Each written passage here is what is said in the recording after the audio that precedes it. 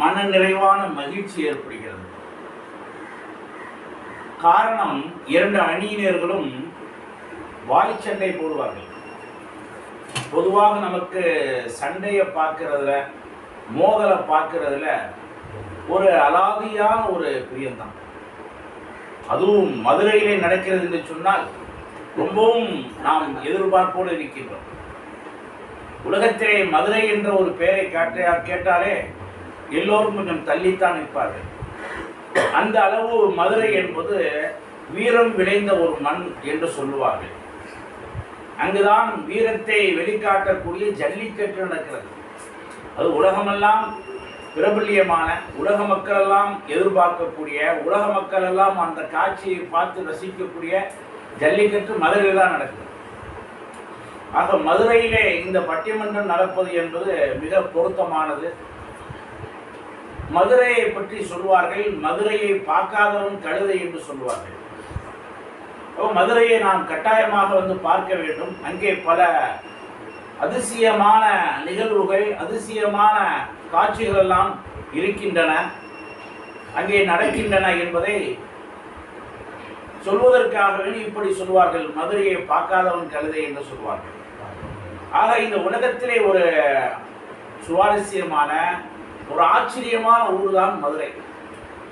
இந்த மதுரையிலே நம்முடைய இதயத்தையெல்லாம் குளிர்ச்சி ஊட்டக்கூடிய, நம்முடைய உடம்பையெல்லாம் சிலிக்க வைக்கக்கூடிய ஒரு அற்புதமான பானம் ஜிகிரிதண்டா, உலக ஃபேமஸ்.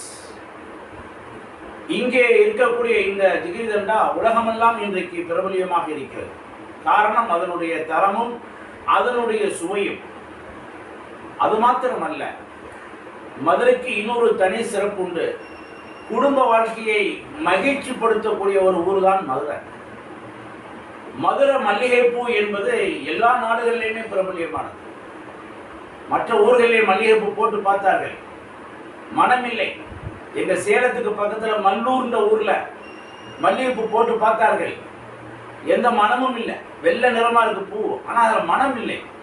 ஆனால் மதுரையினுடைய பூமிக்கு மல்லிகைப்பூ விளைந்தால், அங்கிருந்து மல்லிகைப்பூ உருவானால் அந்த மல்லிகைப்பூக்கு தனி ருசி, தனி ஒரு வாடை இருக்கிறது. இந்த மதுரை மல்லிகைப்பூ உலகமெல்லாம் விமானத்திலே கொண்டு செல்லப்படுகிறது. இப்படி குடும்ப வாழ்க்கையை மகிழ்ச்சிப்படுத்தக்கூடிய ஒரு அற்புதமான ஒரு மதுரை என்று சொன்னால் அது மிகை அல்ல. இப்படி பல்வேறு சிறப்புகளுக்கும் பல்வேறு சிறப்பம்சங்களுக்கும் சொந்தமான ஒரு ஊர் தான் இந்த மதுரை. இந்த ஊரிலே ஒரு அருமையான பட்டிமன்றத்தை இங்கே நாம் காண இருக்கின்றோம். அல்லாஹ் ரப்பல் ஆலமீன் இந்த பட்டிமன்றத்தை ஏற்றல்வானாக. இதில் பேசக்கூடிய பேச்சை பயனுள்ளதாக ஆக்குவானாக. பேசக்கூடிய அணியினர்கள் பட்டிமன்றத்தில் ரொம்ப இலக்கியமா பேசுகிறார்கள். உங்களுடைய சொற்பொழிவுகளை வேண்டுமானாலும் இலக்கியமா பேசலாம். பட்டிமன்றம் என்பது கலகலப்பாக, சுவாரஸ்யமாக இருக்க வேண்டும். உங்களுடைய வட்டார வழக்கிலேயே பேசுங்க. பயான் மாதிரி லென்த்தா பேசாதீங்க. ஒரு இளைஞன் வாழ்க்கையை வெறுத்து, என்ன வாழ்ந்து என்ன செய்கிறது என்ற வாழ்க்கையை வெறுத்து தற்கொலை செய்வதற்கு முடிவு செய்து விட்டான். ஒரு மலையில போய் கீழே குதித்து தற்கொலை பண்ணிடலான்னு சொல்லி ஒரு மலையில நோக்கி போயிட்டு இருக்கான். அந்த மலைக்கு கீழே ஒரு நிகழ்ச்சி எழுதியிருக்காங்க. மலைக்கு கீழே ஒரு நிகழ்ச்சி எழுதியிருக்காங்க. இன்றைக்கு மாலையிலே இன்னார் சிறப்புரையாற்றுவார்கள். அந்த இளைஞன் முடிவு செய்தான், சாவுறதுக்கு முன்னாடி அந்த சிறப்புரையை கேட்டு போயிடலாம் அப்படின்னு மாலை வரைக்கும் தன்னுடைய அந்த தற்கொலையை ஒத்தி வைத்தான். மாலையிலே மக்கள் கூடினார்கள். சிறப்புரையாளர் வந்து சிறப்புரையாற்றினார். ரொம்ப இலக்கியமாகவே பேசினார், ரொம்ப மானியா பேசிட்டார், மந்திக்கா பேசிட்டார். அவனுக்கு அவ்வளவு புரியவில்லை. மனசுக்கு எதுவுமே அந்த பேச்சே அவனுக்கு புரியலை. அப்போ அவன் அந்த இளைஞர் முடிவு பண்ணானா, இந்த பேச்சாளர் தான் உயிரோடு இருக்கும்போது நம்ம ஏன் உயிரோடு இருக்கக்கூடாது? இவ்வளவு கேவலமாக பேசின இந்த சொற்பொழிவாளர் உலகத்தில் வாழும்போது நம்ம ஏன் வாழக்கூடாதுன்னு தற்கொலை முடிவை மாற்றிவிட்டானா. அப்போ நம்முடைய பேச்சு என்பது ரொம்ப இலக்கியமாக இருக்கக்கூடாது. சர்வசாதாரணமாக நடைமுறை பேச்சாக பட்டிமன்றத்தில் இருந்தால் ரொம்ப சுவாரஸ்யமாக இருக்கும், மக்கள் ரசிப்பார்கள். 1 மணி நேரம் பேசக்கூடிய பேச்சை நீங்கள் 10 நிமிஷத்திலே வட்டுருக்கமாக ரத்தன சுருக்கமாக நீங்கள் கொடுத்தால் மிக சிறப்பாக இருக்கும். தலைப்பு: சமுதாய கட்டமைப்பிற்கு பெரிதும் காரணம் இளைஞர்களின் ஆற்றலா, முதியோர்களின் அனுபவமா? இளைஞர்கள் என்பவர்கள் யார்? அவங்களுடைய வயசு என்ன? இளைஞர்கள் என்பவர்கள் 15 வயசிலிருந்து 40 வயசு வரைக்கும் இளைஞர்கள், 40 வயசிலிருந்து 50 வயசு வரைக்கும் வயோதிகர்கள், 50 வயசிலிருந்து கடைசி காலம் வரைக்கும் இல்ல ஆசிரியர் உமரி கடைசி காலம் வரைக்கும் முதியோர்கள். இப்படித்தான் இதனுடைய விளக்கத்தை நமக்கு தந்திருக்கிறார்கள். இப்ப அந்த 15 வயசுல இருந்து 40 வயசு வரைக்கும் இருக்கக்கூடிய இளைஞர்களுடைய இந்த ஆற்றல் குவத்து இருக்கிறதே, சக்தி இருக்கிறதே, இது சமூக கட்டமைப்பிற்கு ஒரு காரணமாக இருக்கிறதா? முதியோர்களுடைய அனுபவம் தஜ்ருபா சமுதாயத்தினுடைய சிறப்பிற்கும் கட்டமைப்பிற்கும் காரணமாக இருக்கிறதா? இந்த 2 தலைப்பிலையும் 2 அணியினர்கள் பிரிந்து பேச இருக்கின்றார்கள். இந்த 2 அணியினர்களுமே சாதாரணமானவர்கள் அல்ல, பல பட்டிமன்றங்களை கலந்து வெற்றி வாகை சூடியவர்கள். நான் தலைப்புக்குள் செல்ல விரும்பவில்லை. அப்ப தலைப்புக்குள்ள சென்றேன்னா நீங்க நம்ம பேசுறத நடுவர் பேசுறான்னு நினைச்சுவீங்க. அதனால உங்களுடைய பேச்சையெல்லாம் கேட்டுவிட்டு இறுதியில இன்ஷா அல்லாஹ் இந்த 2 தலைப்பில் எது சமுதாயத்திற்கு மிக தேவையானது என்ற ஒரு தீர்ப்பை நம்ம தரலாம் இன்ஷா அல்லாஹ். இப்பொழுது ஆரம்பமாக பட்டிமன்றத்திலே அணியினரை துவக்கி வைப்பதற்காக வேண்டி, பட்டிமன்றத்தை ஆரம்பித்து வைப்பதற்காக வேண்டி, இளைஞர்களின் ஆற்றலே சமூக கட்டமைப்பிற்கு பெரிதும் காரணம் என்ற இந்த தலைப்பிலே முஹம்மது அஷ்ரப் ஹைரி இமாம் ஆதம் அலைஹிஸ்ஸலாத்து வஸ்ஸலாம் ஜும்மா பள்ளிவாசல் சோலை அழகுபுரம் அவர்கள் வருகிறார்கள். வாருங்கள், உங்களுடைய பட்டிமன்றத்தினுடைய அழகான கருத்துக்களை தாருங்கள்.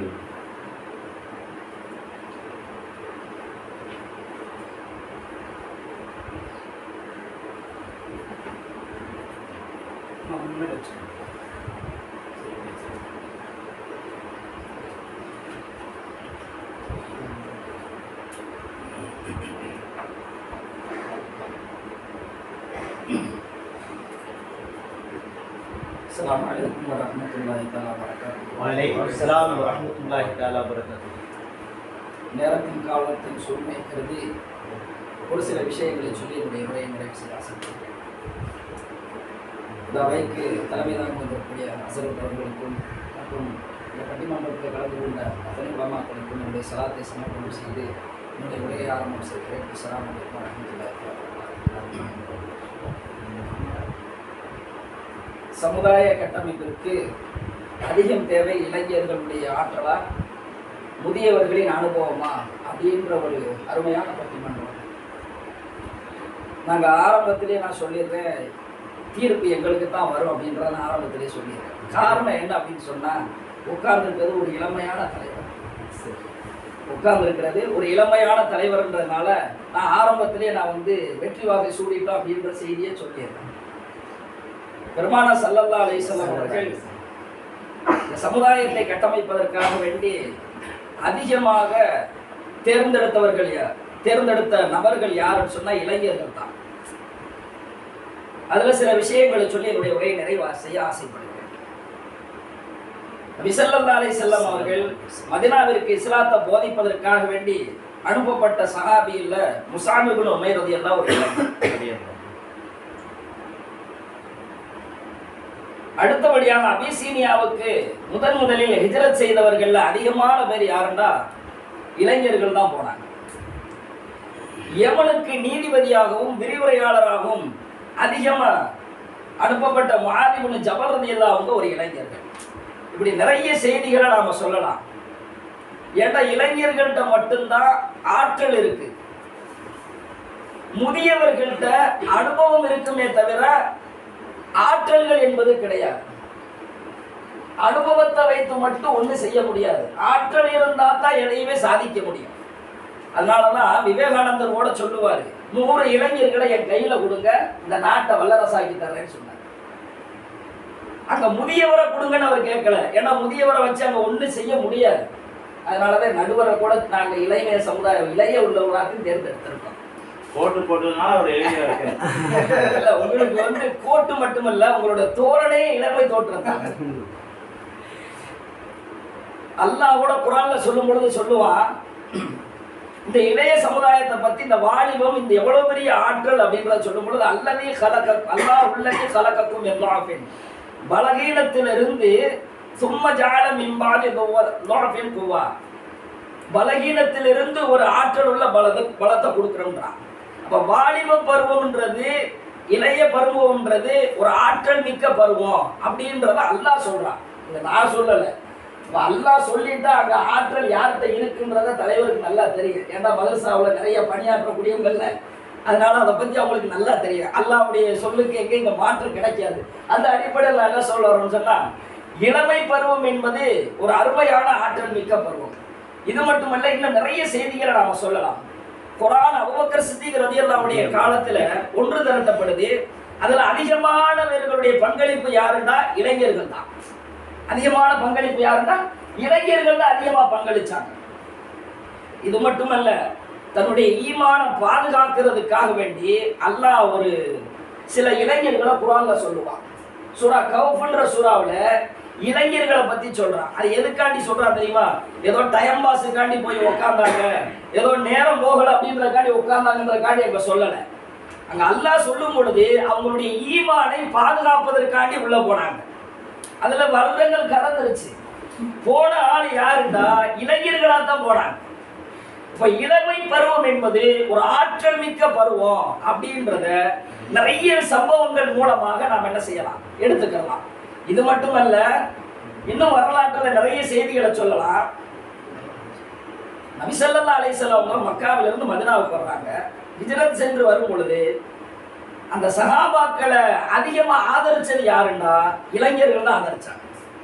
ஒரு முதியவர் கூட இல்லை. முதியவர்கள் இருந்தாலும் கூட அதிகமா எதிர்த்தது யாருன்னா முதியவங்க. அப்ப விளைவிக்கிற வேண்டியது, இஸ்லாம் வந்து கட்டமைப்பதற்கு அதிகமா யாரு தேவைப்படுறா அப்படின்றத நடுவர் நல்லா விளைவிடுவாங்கன்னு நான் நினைக்கிறேன். அடுத்தபடியாக அதுல வந்து அந்த இளைஞர்கள்ல வந்து ஸைத் இப்னு ஹாரிஸா, அம்மார் இப்னு யாஸர், உபய் ரலியல்லாஹு பிலால் இவங்கெல்லாம் என்ன செஞ்சாங்க, அந்த நேரத்துல ஒரு இளைய சமுதாயமாக இருந்தாங்க. இப்ப இவங்களை கொண்டுதான் அங்க என்ன செய்யப்பட்டுச்சு, இஸ்லாம் வந்து கட்டமைக்குவதற்கு ஒரு அருமையான ஒரு அமைப்பாக இருந்தது அந்த இளைஞர்களுடைய ஆற்றல் தான். அடுத்தபடியாக ஹல்லலா ரலியல்லாஹு அவங்களுடைய வரலாறை பத்தி சொல்லணும்னா நீண்ட நெடிய வரலாறு. அதற்கு நேரம் போதாதன் காரணமாக என்ன செய்யறாங்க, ரத்தின சுருக்கமாக என்னுடைய உரையை நிறைவு செய்யறாங்க. திருமணம் முடியுது. அன்னைக்கு இரவு தன்னுடைய மனைவியோட இருக்கிறாங்க. முடிஞ்ச உடனே என்ன செய்யறது, போருக்காண்டி அழைப்பு வருது. அழைப்பு வந்த உடனே என்ன செஞ்சாங்க, அடுத்த நிமிடம் என்ன செஞ்சுட்டாங்க, போருக்காண்டி உடனே கிளம்பிட்டாங்க. அங்க அவர் இளைஞரா இருந்ததுனாலதான் அவர்கிட்ட ஒரு ஆற்றல் இருந்துச்சு. இதே முதியவரா இருந்தார் அப்படின்னு சொன்னா அங்க யோசிச்சுக்கிட்டே இருந்திருப்பாரு. ஏண்டா முதுமை என்பது பலகீனத்தினுடைய ஆக பல தானது. அதனாலதான் அல்லாஹ் வாலிபத்திற்கு தானே கூவான்னு சொல்றான், வயோதிகத்திற்கு கூவான்னு அல்லாஹ் சொல்லலையே. சொல்றான் பலகீனங்கிறான். பலகீனத்துக்கு அப்புறம் அல்லாஹ் பலம் உள்ளத கூவான்றத அல்லாஹ் வாலிபத்தை தானே சொல்றான். அப்ப அவங்க என்ன செஞ்சாங்க, உள்ள போயிட்டாங்க, போர்ல கலந்துக்கிட்டாங்க. கலந்ததுக்கு அப்புறம் என்ன செய்யப்பட்டுச்சு, அந்த போர்ல ஷஹீதாக்கப்பட்டாங்க. ஷஹீதாக்கப்பட்டோடனே மனைவிட்டு அந்த செய்தி சொல்லப்படுது. சொன்னே அவங்க சொன்னாங்க, குளிப்பு கடமையான நிலைமையில அவங்க போர் கலந்துக்கிட்டாங்க, போய் ஷஹீதாப்படுறாங்க. ரசூலுல்லாஹ் பெருமானார் ஸல்லல்லாஹு அலைஹி வஸல்லம் என்ன செய்யறாங்க, சஹாபாக்கள் மத்தியில சொல்றாங்க, அவரை மலக்குகள் கஃபன் குளிப்பாட்டுறாங்கன்னு சொன்னாங்க.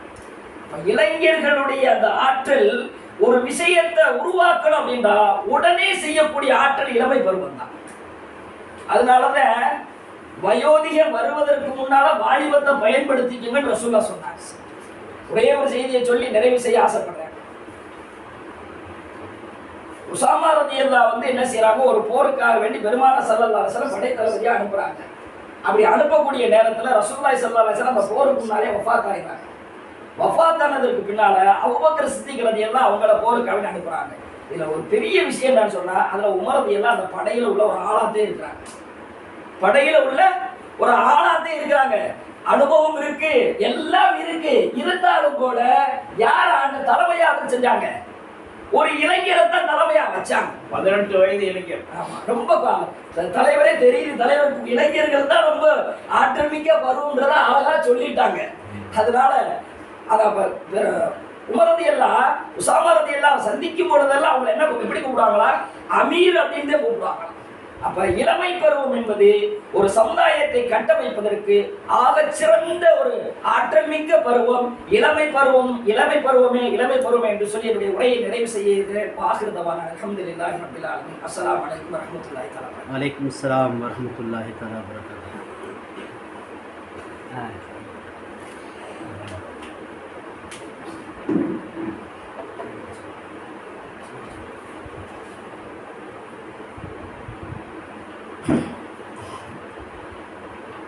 அருமை அருமை,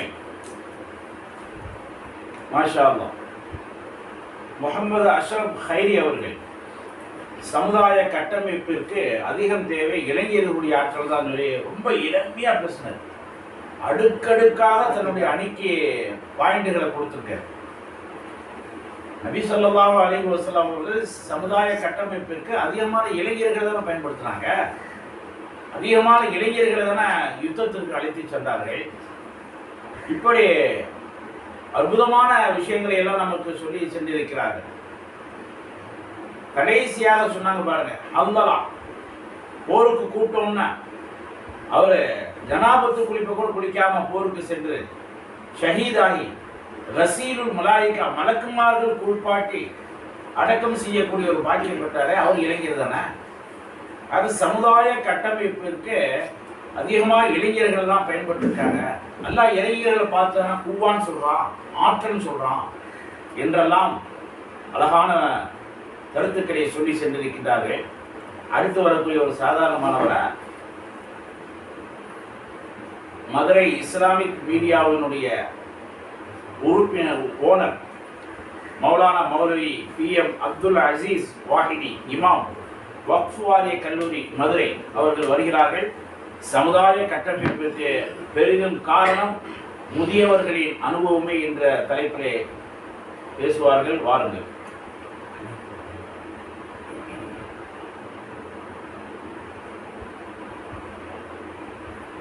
அஸ்ஸலாமு அலைக்கும் வரஹ்மத்துல்லாஹி தஆலா வபரகாத்துஹு. வலைக்கும் ஸலாம் வரஹ்மத்துல்லாஹி தஆலா வபரகாத்துஹு. நான் கூட வந்த உடனே ரொம்ப ஒரு இளைஞருங்கிற வேகத்துக்கு அவருடைய ஆற்றலுக்கு எதையெல்லாம் பேசணுமோ அதெல்லாம் சிறப்பாக பேசிட்டு போயிட்டாங்க. கருத்துக்கள் எல்லாமே அடடே உண்மையிலேயே சமுதாயமாக இருந்தாலும் சரி, உலகத்தினுடைய செயல்பாடுகளாக இருந்தாலும் சரி, இளைஞர்கள் தான் ஒரு முன்னிலையில் இருப்பாங்க அப்படிங்கிற மாதிரியான ஒரு தோற்றத்தை ஒரு மாயையை உருவாக்கிடுச்சு. இளைஞரை பொறுத்த வரைக்கும் அதுதான் நிலவரம்.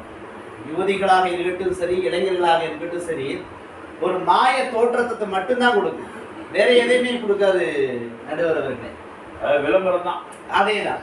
அதுக்கிட்ட நம்ம விளம்பரம் மாதிரி எதுவும் நினைச்சிட வேண்டாம். உண்மையிலேயே ஒரு இளைய வயது அப்படிங்கிறது ஒரு வேகம் மட்டும்தான் இருக்கும். ஒரு மிதமிஞ்சிய ஒரு அனுபவம் அப்படிங்கிறது நமக்கு இருக்காதுங்கிறத ப்ரூவ் பண்ணிட்டு போயிட்டாங்க. அதுல ஒரு விஷயத்தை அவர் சொல்றாரு, நபி ஸல்லல்லாஹு அலைஹி வஸல்லம் இஸ்லாத்தை எத்தி வைக்கின்ற பொழுது இளைஞர்கள் தான் முன்னிலையில் நின்றாங்க அப்படின்னாங்க. அது வரவேற்க தகுந்த ஒரு விஷயம் தானே. நீங்க இப்ப அளவுக்கு நீங்க அந்த ஹிஸ்டரி ரீதியை எடுத்து பார்த்தீங்கன்னாக்கா, கதீஜா ரலியல்லாஹு அன்ஹா அவங்களாக இருக்கட்டும் சரி, அபூபக்கர் சித்திக் ரலியல்லாஹு தஆலா அன்ஹு அவங்களாக இருக்கட்டும் சரி, அவங்க அனுபவத்திலும் எல்லாத்திலும் முதியவங்க தான். இஸ்லாத்தை நபி ஸல்லல்லாஹு அலைஹி வஸல்லம் சொல்ல வருகின்ற பொழுது அதை அவர்கள் ஏற்றுக்கொள்கின்ற பொழுது அவர்கள் அனுபவப்பட்டவர்கள். சும்மா சின்ன பிள்ளைங்க மாதிரி அதை உடனே அக்செப்ட் பண்ணல அப்படிங்கறத அஷ்ரப் ஹைரி அவங்களுக்கு நான் சொல்ல கடமைப்பட்டிருக்கேன். 2 பேருமே முதியோர் தானே. ஆமா, இன்னும் நிறைய விஷயங்கள் தொடர்ந்து சொல்லிக்கிட்டு இருந்தாங்க. இருந்தாலும் நம்ம மேட்டருக்குள்ள போயிடுவோம். பொதுவாக இந்த இளைஞர்கள் அப்படிங்கிற ஒரு தாட் என்னன்னு பார்த்தா எதை எடுத்தாலுமே தாம் தூம் அப்படிங்கிற மாதிரியான ஒரு சிந்தனையில தான் அவங்க இருப்பாங்க. பார்த்தா வந்து ஒரு நண்பர் ஒருத்தர் ஒரு செய்தியை வந்து நான் கேள்விப்பட்டு, நம்ம எல்லாருமே வந்து பத்திரிகையில கூட வந்து கேள்விப்பட்டிருக்கோம். ஒரு பெரிய வங்கியில வந்து அவன் அதிகாரியா இருக்கிறான். ஒரு பெரிய ஆச்சரியமான விஷயம், அந்த பொதுமக்களுக்கு வந்து வங்கியில் கிடைக்கக்கூடிய பலன்கள்ன்றது எவ்வளவுன்றது எல்லாத்துக்குமே நல்லா தெரியும். அவன் வங்கியில வந்து ஒரு உயர்ந்த அதிகாரியா இருக்கான். அவனுடைய ஆடை டிப்டாப்பாக இருக்கிறது. அவனுடைய குடும்பம் அவன் நினைக்கக்கூடிய அளவிற்கு அளவாக 1 அல்லது 2 குழந்தைகள், இவ்வளவுதான். ஒரு நல்ல ஒரு மனைவி, ஒரு நல்ல குடும்பமா இருக்குது. திடீர்னு பார்த்தா என்னடான்னு சொல்லி பார்த்தா வந்து அவன் வந்து தற்கொலை பண்ணிக்கிறான் அப்படின்ற ஒரு நியூஸை வந்து நம்ம வந்து சமீபத்தில் வந்து பார்க்கணும். இப்படி நிறைய தற்கொலை நியூஸுகள் வந்து தொடர்ந்து வந்துகிட்டே இருக்கு. ஆனால் இதுக்கெல்லாம் காரணம் என்ன அப்படிங்கிறத பார்க்கும்போது வந்து குடித்தனங்களை வந்து தனித்தனியாக அவர்கள் அமைத்துக் கொள்கிறார்கள். மிக முக்கியமாக எந்த ஒரு விஷயத்திலையுமே வந்து பெற்றோர்களிடத்தில் அல்லது பெரியவர்களிடத்தில் அவர்களுடைய அனுபவங்களை கேட்டு தன்னுடைய வாழ்க்கையில வந்து அவங்க வந்து யூஸ் பண்ணிக்கிறதே கிடையாது. நேற்றைய பிஎஸ்பி ஹசரத் ரஹ்மத்துல்லாஹி அலைஹி அவர்களுடைய நினைவேந்த நிகழ்ச்சியில சொல்கின்ற பொழுது அவருடைய அருமையானார் பிஎஸ்ஆர் பரக்கத்தில் ஹசரத் ஒரு தகவலை சொல்லுவாங்க. நாங்க எவ்வளவு சம்பாதிச்சாலும் என்னுடைய அத்தாட்ட கொண்டு போய் கொடுத்துருவோம் அப்படின்றாங்க. அது குடும்பத்துல கொண்டு போய் பெரியவங்கள்ட்ட கொண்டு போய் கொடுத்துட்றாங்க. அவங்க தான் மற்ற எல்லா மக்களுக்கும் பங்களிக்கிறார்கள் அப்படிங்கிற அந்த தகவலை வந்து கொடுக்கும்போது வந்து அப்ப பெரியவர்கள் அப்படிங்கிறது வந்து ஒரு பரக்கத்து. குடும்பத்திற்கு எல்லா வகையிலும் சரி, அனுபவமாக இருக்கட்டும் சரி, குடும்பத்தினுடைய வாழ்வியலாக இருக்கட்டும் சரி. கண்மணி நாயகம் ஸல்லல்லாஹு அலைஹி வஸல்லம் ஒரு ஹதீஸுடைய கருத்துங்க பதிவு செய்யத்தக்கது. உங்களில் பெரியவர்கள் தான் உங்களில் பரக்கத் பொருந்தியவர்கள் அப்படின்னு நபி ஸல்லல்லாஹு அலைஹி வஸல்லம் சொல்லக்கூடிய ஹதீஸை வந்து நாம வந்து ரொம்ப பிரபலமான ஹதீஸும் கூட இந்த ஹதீஸ். ஸோ அந்த வகையில பார்க்கின்ற பொழுது இவ்வளவு பெருங்கொண்ட பிரச்சனைகளுக்கு உண்மையிலேயே ஒரு மனுஷனுக்கு தேவைன்றதை வந்து ஒரு நிம்மதி தான். அந்த நிம்மதி எங்க கிடைக்குதுன்னாக்கா பெரியவங்களுடைய பரக்கத்தின் மூலமாகத்தான் கிடைக்குது அப்படிங்கறத வந்து நம்ம வந்து நிரம்பமாக வந்து பார்க்கிறோம். அடுத்ததாக பார்த்தா வந்து ஒரு நாள் பார்த்தேன், நம்முடைய நண்பருடைய வீட்டுக்கு வந்து ஒரு 2-3 பேர் பைக்ல வந்தாங்க. ஒரு 5-6 மணி தான் இருக்கும். ஒரு 5-6 மணிக்கு வந்து பார்த்தா ஒரு 2 பேர் வந்து பைக்ல சருன்னு வர்றாங்க. ட்ரெஸ் எல்லாம் பார்த்தா ரொம்ப நீட்டா சிறப்பா டிப்டாப்பா இருந்துச்சு. சரி, ஏதோ ரொம்ப தெரிஞ்சவங்க போற தெரியுது அப்படின்னு நினைச்சு நானும் நம்ம தான் வழக்கம் போல வந்து எங்க என்ன நடந்தாலும் வந்து வேடிக்கை பார்க்குற குரூப் தானே நம்ம. அந்த மாதிரி அதுவும் நம்ம ஊருக்காரங்க வந்து கேட்கவே தேவையில்லை. உடனே வேடிக்கைனாக்கா போதும், உடனே கூடிடுவோம் என்ன ஏது நடந்தாலும். அந்த மாதிரி நானும் வந்து வேடிக்கை பார்க்க ஆரம்பிச்சேன். தெரிஞ்சவங்க வேற ஏதோ விசேஷத்துக்கு வர்றாங்கன்னு பார்த்தா அடுத்து கொஞ்ச நேரத்துல அங்க ஒரு சின்ன கலைபரம் உண்டாயிருச்சு. என்னடா கேட்டா வந்து இஎம்ஐ கட்டாம வந்து தவணையை வந்து தவற விட்டுட்டான் அப்படின்ட்டு அவனுடைய வண்டியை வந்து சீஸ் பண்றதுக்காண்டி வந்துட்டாங்க. ஒரே பெரிய பிரச்சனையா போச்சு. ஒரு மனுஷனுக்கு தேவையே ஒரு நல்ல ஒரு மானத்தோட வாழக்கூடிய ஒரு விஷயம்தான். ஆனா அதீதமான நுகர்வு கலாச்சாரத்தின் காரணத்தினால பரக்கத்தை வந்து மிகுதமா இழந்துடுறாங்க. இதே சமயம் ஒரு பெரியவங்கள்ட்ட வந்து அந்த பொறுப்புகள்லாம் இருந்துச்சு அப்படின்னாக்கா இங்க இருந்து என்ன போகணும், உன்னுடைய வரவு அறிந்து செலவழிக்கக்கூடிய பக்குவத்து வந்து அந்த இளைஞர் சமுதாயத்திற்கு வந்து முதியவர்கள் வந்து கண்டிப்பான முறையில வந்து கற்று தருவாங்க அப்படிங்கிறது ஒரு விஷயம். அடுத்து பாத்தீங்கன்னாக்கா ஒரு மனிதனுடைய அத்தியாவசிய தேவை என்பது உணவு, உறைவிடம். இந்த 2 வந்து ரொம்ப மிக முக்கியமா. உடை, இந்த 3 இருக்குது. உடை வந்து எப்படின்னாலும் வந்து பாத்துக்கிறாங்க. அதுலயும் கூட நிறைய பிரச்சனைகள் இருக்குது. இந்த உறைவிடத்துக்கு உண்டான விஷயங்கள் என்னன்னு பார்க்கும்போது வந்து எங்க பார்த்தாலும் வந்து இப்போ ஒரு வாடகை வீட்டுல கூட வந்து இருக்க முடியாத ஒரு சூழ்நிலை தான் வந்து மதுரை போன்ற மிக முக்கியமான இடங்கள்ல இருக்கக்கூடிய. என் பகுதியில வந்து 10,000 ரூபாய்க்குள்ள வாடகைக்கே கிடைக்காது. நீங்க வந்து ஒரு வீட்டை வாங்கணும்னு நினைச்சீங்கன்னாக்கா ஒரு வெறும் மனையே வந்து 20-30 லட்சம் ரூபாய் வரைக்கும் வந்து மதிப்பு போற அளவுக்கு பாக்குறோம் அப்படின்னாக்கா இதே விஷயங்கள் இப்ப பாத்தீங்கன்னாக்கா கொஞ்சம் அவுட்டர்லன்னு சொல்லி பார்த்தா வந்து அடேங்கப்பா குளத்துக்குள்ள வீடு கட்டுற மாதிரி உண்டான பிரச்சனைகள், விடிஞ்சா போதும் ஏதாச்சும் வந்து பூச்சி ஒட்டிகள், இப்படி இந்த மாதிரியான சூழ்நிலை இருக்குது. ஆனா பெரியவர்களிடத்தில் நாம் அந்த பொறுப்புகளை ஒப்படைக்கின்ற பொழுது அவருடைய அனுபவத்தின் மூலமாக நமக்கு என்ன தேவை என்பதை அவர்கள் அறிந்து அதற்குண்டான ஒரு வழிகாட்டுதலை காட்டிவிடுவார்கள். நாம வந்து நிம்மதியா வாழணும் அப்படின்னாக்கா நம்ம கடன் இல்லாம நம்ம ஒன்றருக்கு ஒரு இடம், சாப்பிட்றதுக்கு இந்த அளவீனங்களை வந்து மிகச்சரியான முறையில் கட்டமைத்து தரக்கூடியவர்கள் தான் அந்த முதியவர்கள், அந்த பெரியவர்கள். அவருடைய அனுபவம் என்பதை நாம் விளங்கிக் கொள்ளணும். அது இல்லாத பிரச்சனை இல்லை, இவ்வளவு எக்கச்சக்கமான சிக்கல்கள் தான் வரும். அடுத்து பாத்தீங்கன்னாக்கா இன்னொரு ஒரு பெரிய விஷயமா இருக்கும் இந்த பரிசு கொடுக்கக்கூடிய முறைகள். இது எல்லாமே வந்து பெரியவர்கள் ஒரு இடத்தில் இருந்தால் எவ்வளவு பரக்கத்து, எவ்வளவு அபிவிருத்தி கிடைக்குது அப்படிங்கிறதுக்கு உண்டான ஒரு விஷயத்தை தான் வந்து நாம வந்து சுட்டி காட்டுறோம். பார்த்தா நம்முடைய நண்பர்கள் இருப்பாங்க, நம்முடைய தோழி யாரா இருந்தாலும் இருப்பாங்க. இன்னும் பெண் தோழிகள் இருந்துட்டா இன்னும் மோசம். ஒரு வாரத்துக்கு முன்னாடியே சொல்லிடுவாங்க, அடுத்த வாரம் வந்து எனக்கு பிறந்த நாள், அடுத்த வாரம் எனக்கு பிறந்த நாள் அப்படின்னு நம்ம ஃபோக்கஸ் பண்ணிக்கிட்டே இருப்பாங்க. ஒரு வாட்டி சொன்னால் சரி பேசாம விட்டுறலாம். அதுக்கு ஓயாம வந்து சொல்ற பார்த்தா சரி நம்மகிட்ட இவ ஏதோ எதிர்பார்க்கறா போல தெரியுது, சரி என்னத்தையாச்சும் ஒன்று கழுதியை வாங்கி கொடுப்போம் அப்படின்பா. உடனே அவ சொல்லுவா, எனக்கு வந்து ஒரு என்னுடைய கையினுடைய அளவு பார்த்தீங்கன்னாக்க இந்த அளவுல தான் இருக்கும், எனக்கு இந்த ரிங்கு வந்து ரொம்ப பிடிக்கும். நம்ம வேலையும் சும்மா இருக்க மாட்டான், கூட கேட்பான். ஆமா அதையும் கேட்பாளுங்க. ஆம்பளைங்க போடுறது கூட தெரியாது, ஒட்டியானத்தையும் கூட கேட்பாங்க, எல்லாத்தையும் கேட்பாளுங்க. அந்த நம்ம வேலை சும்மா இருக்க மாட்டான். சரிடா தங்க உனக்கு என்ன வேணும் அப்படின்னு ஒரு பேச்சுக்கு அவன் கேட்க, இவன் பார்த்தா விசாட்டுக்கு அதை வாங்கி கொடு இதை வாங்கி கொடு அப்படின்னு சொல்லிட்டு கடைசி வரைக்கும் என்ன தேர்த்து ஒரு பெரிய அளவுல வந்து செலவினத்தை வந்து இழுத்து விட்டுருவாங்க. அவரை புகழ்றதே தங்கமே எல்லாமே புகழ்றான் அப்படின்னு அப்படித்தானே சொல்றேன். அப்ப அதை எனக்கு ஏதாச்சும் கொண்ட அப்படின்றாங்க. ஆனா நம்ம பிறந்த நாள் ஏதாச்சும் நடந்து நமக்கே தெரியாது. அது வீடாக இருந்தாலும் சரிதான், வந்து நட்பு வட்டத்துல இருந்தாலும் சரிதான், நம்மளா எனக்கு பிறந்த நாள் சொன்னால் கூட நமக்கு ஒண்ணும் கிடைக்காது. ஆனா இந்த குழந்தைகள் அல்லது பண்டிகை பெருநாட்களுடைய அந்த நிகழ்ச்சிகள் என்று வருகின்ற பொழுது பெரியவர்களுடைய ஒரு அரவணைப்பு அவங்கள்ட்ட முதல்ல கிடைக்கிறதே வந்து மிகப்பெரிய பலமாக பரக்கத்தாக துவா தான். அவங்களுடைய பிரார்த்தனை நீ நல்லா இருப்ப அப்படிங்கிற மாதிரி அவங்க ஒரு ஆசீர்வாதம். பெரிய மாற்று மதத்தில் உள்ளவங்க ஆசீர்வாதம் பண்ணுவாங்க தன்னுடைய குழந்தைகளுக்கு பேர பிள்ளைகளுக்குலாம். நம்ம மக்கள் வந்து எல்லாம் பெரியவர்கள் பெற்றோரை சந்திச்சு அவங்கள்ட்ட வந்து துவா வாங்கக்கூடிய ஒரு பழக்கம் வந்து இருக்கு.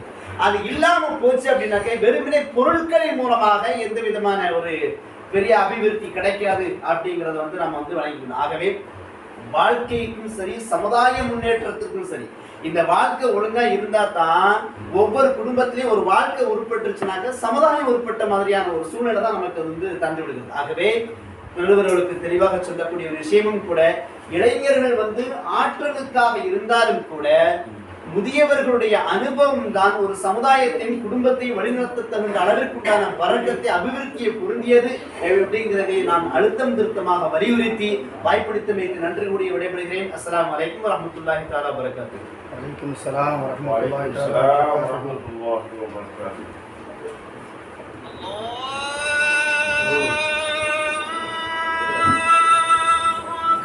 அருமை அருமை, மாஷா அல்லாஹ்.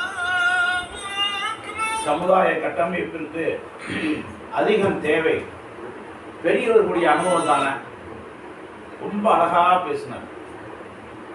நபிகள் நாயகம் ஸல்லல்லாஹு அலைஹி வஸல்லம் அவர்களுக்கே 2 பெரியவர்கள் தானே பொருளாதார உதவி பண்ணாங்க.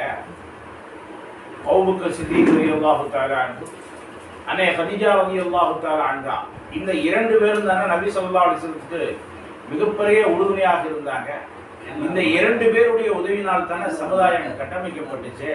நபிகள் நாயகம் ஸல்லல்லாஹு அலைஹி வஸல்லம் அவர்கள் தோழர்களுக்கு சொன்னாங்க, நீங்க செஞ்ச உதவிக்கெல்லாம் நான் பிரதி உபகாரம் பண்ணிட்டேன், இந்த 2 பெரியவர்களுக்கு நான் பிரதி உபகாரம் பண்ண முடியல, அந்த அளவுக்கு அவருடைய உபகாரங்கள் அதிகமாக இருக்கிறது.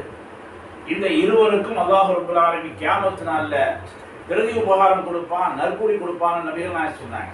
இப்போ முதியோர்களுடைய அந்த உதவியும் அந்த அனுபவம் தான் சமுதாயத்தை கட்டமைக்குதுன்னு சொல்லியதோடு குடும்பத்தை கூட முதியோர்கள் தானே கட்டமைக்கிறாங்க.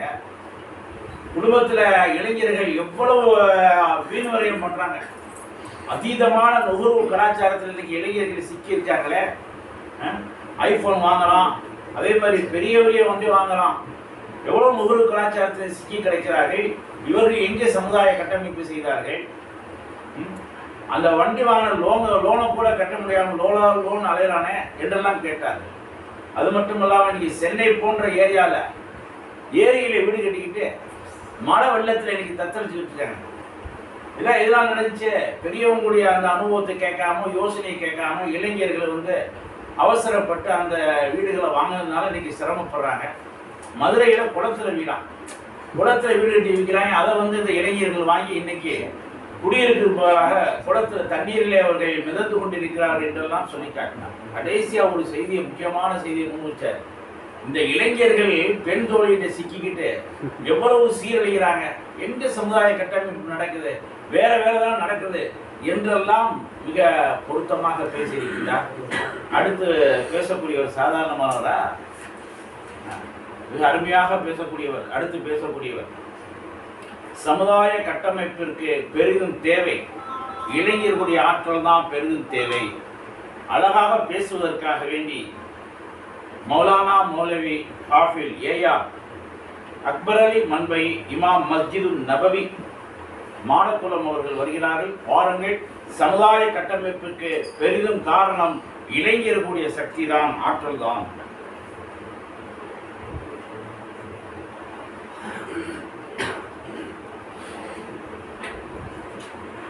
அஸ்ஸலாமு அலைக்கும் வரஹ்மத்துல்லாஹி வபரகாத்துஹு. வலைக்கும் ஸலாம் வரஹ்மத்துல்லாஹி அல்ஹம்துலில்லாஹ். ஓதக்கூடிய காலத்தில் 6வது சூரா ஓதுண்டு 2000 பட்டம் வாங்கினேன். 98ல் இதே தலைப்பு. இவ்வளோ வருஷத்துக்கு அப்புறம் அதே தலைப்பு கிடைச்சிருக்கிறது ஒரு சந்தோஷம் தான். ஆரம்பத்தில் தலைவர்கிட்ட ஒரு கேள்வி கேட்கணும்னு நினச்சிருந்தேன். அதை சொல்லி அவங்க ஆரம்பிச்சிட்டாங்க. இருந்தாலும் இளமைக்கும் வயோதிகத்துக்கும் ஒரு அளவுகோல் இருக்கான். இப்போ உதாரணத்துக்கு ரயிலில் டிக்கெட் எடுக்க போகிறோம். 60 வயசுன்னு சொல்லி ஆதார் கார்டை நீட்டினோம்னா கொஞ்சம் காசு கொஞ்சம் கம்மியாக வாங்கிக்குவோம். பஸ்ஸில் போகும்போது ஒரு வயசானவர் வந்தாருன்னா அவர் தோற்றத்தை பார்த்து இவர் எங்கே நிற்க போகிறாரு நம்ம எந்திரிச்சு அவருக்கு வழி விடுறோம். அப்ப அந்த வயோதிகத்துக்கு ஒரு அளவுகோல் ஏதாவது வச்சிருக்கீங்களா? அளவுகோல் இல்லை. நீங்க இளைஞர்கள்லாம் வயோதிகர் மாதிரி தான் இருக்காங்க. வயோதிகரும் நீங்க குறிப்பிட்டிருக்கீங்களே, அந்த வயோதிகத்துக்கு ஒரு அளவுகோல். இப்போ ரசூல்லா வந்து 60 வயசுன்னு சொன்னாங்க. 60 வயசு என் சமுதாயத்துக்கு அப்படின்னு சொல்லி சொன்னா நான் ஒரு 30 எடுத்துக்கலான்னு பார்த்தேன். இல்ல ஒரு 15 எக்ஸ்ட்ரா போட்டு ஒரு 45 எடுத்துக்கலான்னு பார்த்தேன். நீங்க 15ல இருந்தே ஸ்டார்ட் பண்ணிட்டீங்க. அப்ப அந்த 15ல 45 கழிச்ச 30 கழிச்சோம்னா வாலிபத்தினுடைய அளவுகோல் 45 எடுத்துக்கலாமா? நீங்க தான் ஆரம்பிச்சு வச்சிருக்கீங்க. வாலிபமா வயோதிகமா ஒரு அளவுகோல் வேணும்ல. நீங்க வச்சுக்கோங்க. நீங்க சொன்னதை வச்சுதான் ஒருத்தர் சொல்லிட்டு போயிட்டாரு. எதிர்த்தாப்புல முதல்ல வந்து வயோதிகர்களே அப்படின்னு சொல்லி பேசினவர் அபூபக்கர் ரலியல்லாஹு அன்ஹு. அவங்க வந்து இஸ்லாத்தை ஏத்துக்கிட்ட போது வயசு 38 தான். இளைஞர் தான், வயோதிகமான ஆள். சரி, அல்ஹம்துலில்லாஹ். அதாவது வயதானவர்களுடைய அனுபவம் தான் முக்கியம். அது இல்லாம இன்னைக்கு நிறைய பேர் கஷ்டப்படுறாங்கன்னு சொல்லி நிறைய சொன்னார். லோன் வாங்கினவன் அது இது அப்படின்னு நிறைய விஷயங்கள் சொன்னார். மனைவிக்கு பிறந்த நாள் வந்தா கூட பயமா இருக்குன்னு சொல்லி 250 ரூபாய்க்கு ஒரு புடவை எடுத்து கொடுத்தீங்கன்னு வச்சுக்கோங்க. ஏத்த வீடு, பக்கத்து வீடு, தெரிஞ்சவ தெரியாதவ எல்லாத்துட்டையும் போய் என் வீட்டுக்கார 1000 ரூபாய்க்கு எடுத்து கொடுத்தாரு, நல்லா இருக்கா நல்லா இருக்கா நல்லா இருக்கான்னு சொல்லிட்டு போவாரு. எதுக்கு பெருசா போய் கஷ்டப்படணும்? ஆக அல்லாஹ்வே பெருமானார் ஸல்லல்லாஹு அலைஹி வஸல்லம் அவர்களை இளமை பருவத்துல தான் இந்த சமுதாயத்தை கட்டமைப்பதற்கு அல்லாஹ் அனுப்பி வச்சிருக்கான். 40 வயசுல இளமை பருவத்தில். ஆமா, இளமை பருவம் தான். அதுக்கு அளவுகோல் வச்சுட்டேனே நான் 45. நீங்க அது பாட்டுக்கு ரசூலுல்லாஹ்க்கு வந்து நபி பட்டம் கொடுத்தது வயோதிகத்தெல்லாம் சொல்லிடக்கூடாதுல்ல. அந்த இளமை பருவத்துல பெருமானார் ஸல்லல்லாஹு அலைஹி வஸல்லம் அவர்களை இந்த சமுதாயத்தினுடைய கட்டமைப்பிற்கு அல்லாஹ் உருவாக்கணும். அவங்க மட்டும் இல்லை, அதனுடைய பின்னாடி அதனுடைய இதை சொல்றேன். அதற்கு இப்ராஹிம் அலைஹிஸ்ஸலாம் நம்ரூதை எதிர்த்து நிற்கும் போது வாலிப வயசு தான். அந்த வாலிப துடிப்பு இள ரத்தம் தான். ஒரு மன்னரை எதிர்த்து யாராலும் நிற்க முடியுமா? ஒரு தெருவில் இருக்கக்கூடிய ஒரு சங்கத்து தலைவரையோ அல்லது ஒரு ஜமாத்து தலைவரையோ யாரையும் எதிர்த்து கூட நிற்க முடியல. அந்த நாட்டை ஆளக்கூடிய மன்னனை எதிர்த்து நிற்கக்கூடிய தைரியம் அந்த வாலிப ரத்தத்துக்கு இருந்துச்சு. யூசுப் அலைஹிஸ்ஸலாம் அந்த மன்னர் அவ்வளோ மக்கள் இருக்கும் பொழுது இவருடைய இளைஞருடைய அந்த ஆற்றலையும் துடிப்பையும் பார்த்து நாட்டினுடைய பொருளாதாரத்தை ஒப்படைச்சார் அந்த பஞ்சத்தினுடைய காலத்தில். அடுத்து மூசா அலைஹிஸ்ஸலாம், ஹிதர் அலைஹிஸ்ஸலாம் அவருடைய சம்பவம் சூரத்துல் கஹ்ஃப்ல அல்லாஹ் அழகாக சொல்லி காட்டுவான். அதுல 3 நிகழ்வு நடந்தது. அதுல முக்கியமான அந்த நிகழ்வு அப்படின்னு சொல்லி சொன்னா அந்த கப்பல் உடைக்கப்படுதுன்னு சொல்லி சொன்னாங்க. அந்த கப்பல் உடைக்கப்படக்கூடிய நேரத்துல அப்ப மூசா அலைஹிஸ்ஸலாம் வந்து சொல்லி காட்டுறாங்க, இந்த கப்பலை உடைக்காமல் இருந்தால் 10 நபர்களுக்கு இந்த கப்பல், 10 மிஸ்கீன்களுக்கு இந்த கப்பல் வந்து பிரயோஜனப்படும் சொல்லி சொன்னாங்க. அந்த 10 பேர்த்துல 5 பேர் வாலிபர். இந்த 5 வாலிபர்களுக்கு இந்த கப்பல் கிடைச்சிச்சுன்னு சொல்லி சொன்னா அந்த முதியவர்களாக இருக்கக்கூடிய வயோதிகர்களாக இருக்கக்கூடியவர்களை இந்த இளைஞர்கள் காப்பாற்றுவார்கள் சொல்லி சொன்னாங்க. அதே போல இளைஞராக இருக்கக்கூடிய ஒருவன் அல்லாஹ் காட்டி தந்த பெருமானார் சொல்லி தந்த வழிமுறையில தன்னுடைய வாழ்க்கையை அமைத்துக் கொண்டு தொழுது மற்ற வணக்கங்களுடைய நன்மைகளுடைய விஷயத்தில் அவன் ஈடுபட்டான் என்று சொன்னான். வயோதிகத்துல படுத்து கிடந்தா கூட அல்லாஹ் அந்த இளைஞராக இருக்கும்போது செஞ்ச அந்த நன்மையை அல்லாஹ் கொடுக்கறதா சொல்றான். அதே போல இந்த ஃபைனான்ஸ் வாங்கி அவர் வந்து கட்ட முடியாம ரொம்ப சிரமப்பட்டாருன்னு சொல்லி சொன்னார். அது யாருன்னு தெரியல. ஆமா, அது யாரும் தெரியல. அவர் ரெண்டாவது வந்து வேடிக்கை தான் பார்த்திருக்காரு. வயசான காலத்துல வேடிக்கை தான் பார்க்க முடியும். இது நான் பார்த்திருந்தேன்னு வச்சுக்கோங்க, நேரா போய் நின்று என்னடா பிரச்சனை, ஏன் உனக்கு என்ன பிரச்சனை, இது போப்பா அடுத்த மாசம் கட்டுவோம், கொரோனாவுடைய காலமா இருக்கு, போயிட்டு வா, இப்படிலாம் சத்தம் போடக்கூடாது அப்படின்னு சொல்லி நான் போய் நின்று சத்தம் போட்டிருந்தேன்னா ஓடிட்டான். இதே வயசான காலத்துல போய் நின்று வேடிக்கை பார்த்துட்டு பாவம் அவர் கஷ்டப்படுறாரு அப்படித்தானே சொல்ல முடியும், வேற என்ன செய்ய முடியும். ரெண்டாவது சொன்னார், ஒரு குடும்பத்துல வந்து தகப்பனாரை பத்தி நான் தப்பு சொல்லல, தகப்பனார் ஒரு நம்ம வீட்டுக்கு ஒரு பெரிய மனிதர், சம்பாரிச்சு அவர்கிட்ட போய் கொடுத்துட்டு என்னத்தான் இப்படி சேர்த்து வச்சுக்கிட்டே இருக்கிறீங்க, ஒரு வீடுகளை வாங்குத்தான், சைக்கிள்லயே போறைய ஒரு வண்டியை வாங்குத்தான் அப்படின்னு சொல்லி அத்தாவோட என்ன சொல்லுவார், அந்த இளமையை வந்து நீ வந்து சரியான வழியில போ, கம்மாக்கரையே ஏதோ உனக்குன்னு இருக்கிறதுக்கு ஒரு வீடு வேணும், அடுத்த வீட்டிலே போய் இருக்கக்கூடாது. எவ்வளவு நாள் தான் வாடகை வீட்டுல அடுத்தவட்ட கையை கட்டிட்டே நிக்க முடியும், தண்ணி வரல. சமுதாயத்தை அவர் கட்டமைப்பாரு. யாரு என்ன கேட்ட அவ உட்கார்ந்து என்னத்தை கட்டமைக்க முடியும், செயல்படுத்துறது யாரு, அந்த துடிப்பு ரத்த யார்கிட்ட இருக்கு, செயல்படுத்துறது இளைஞர்களால தான் எதையுமே செய்ய முடியுன்றது அத்தாவுக்கே தெரியும்.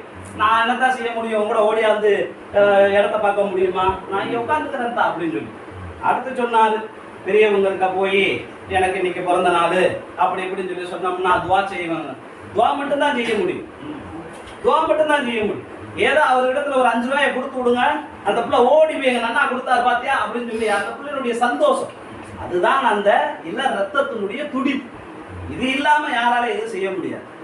அன்பிற்கினிய சகோதரர்களே, பெருமானார் ஸல்லல்லாஹு அலைஹி வஸல்லம்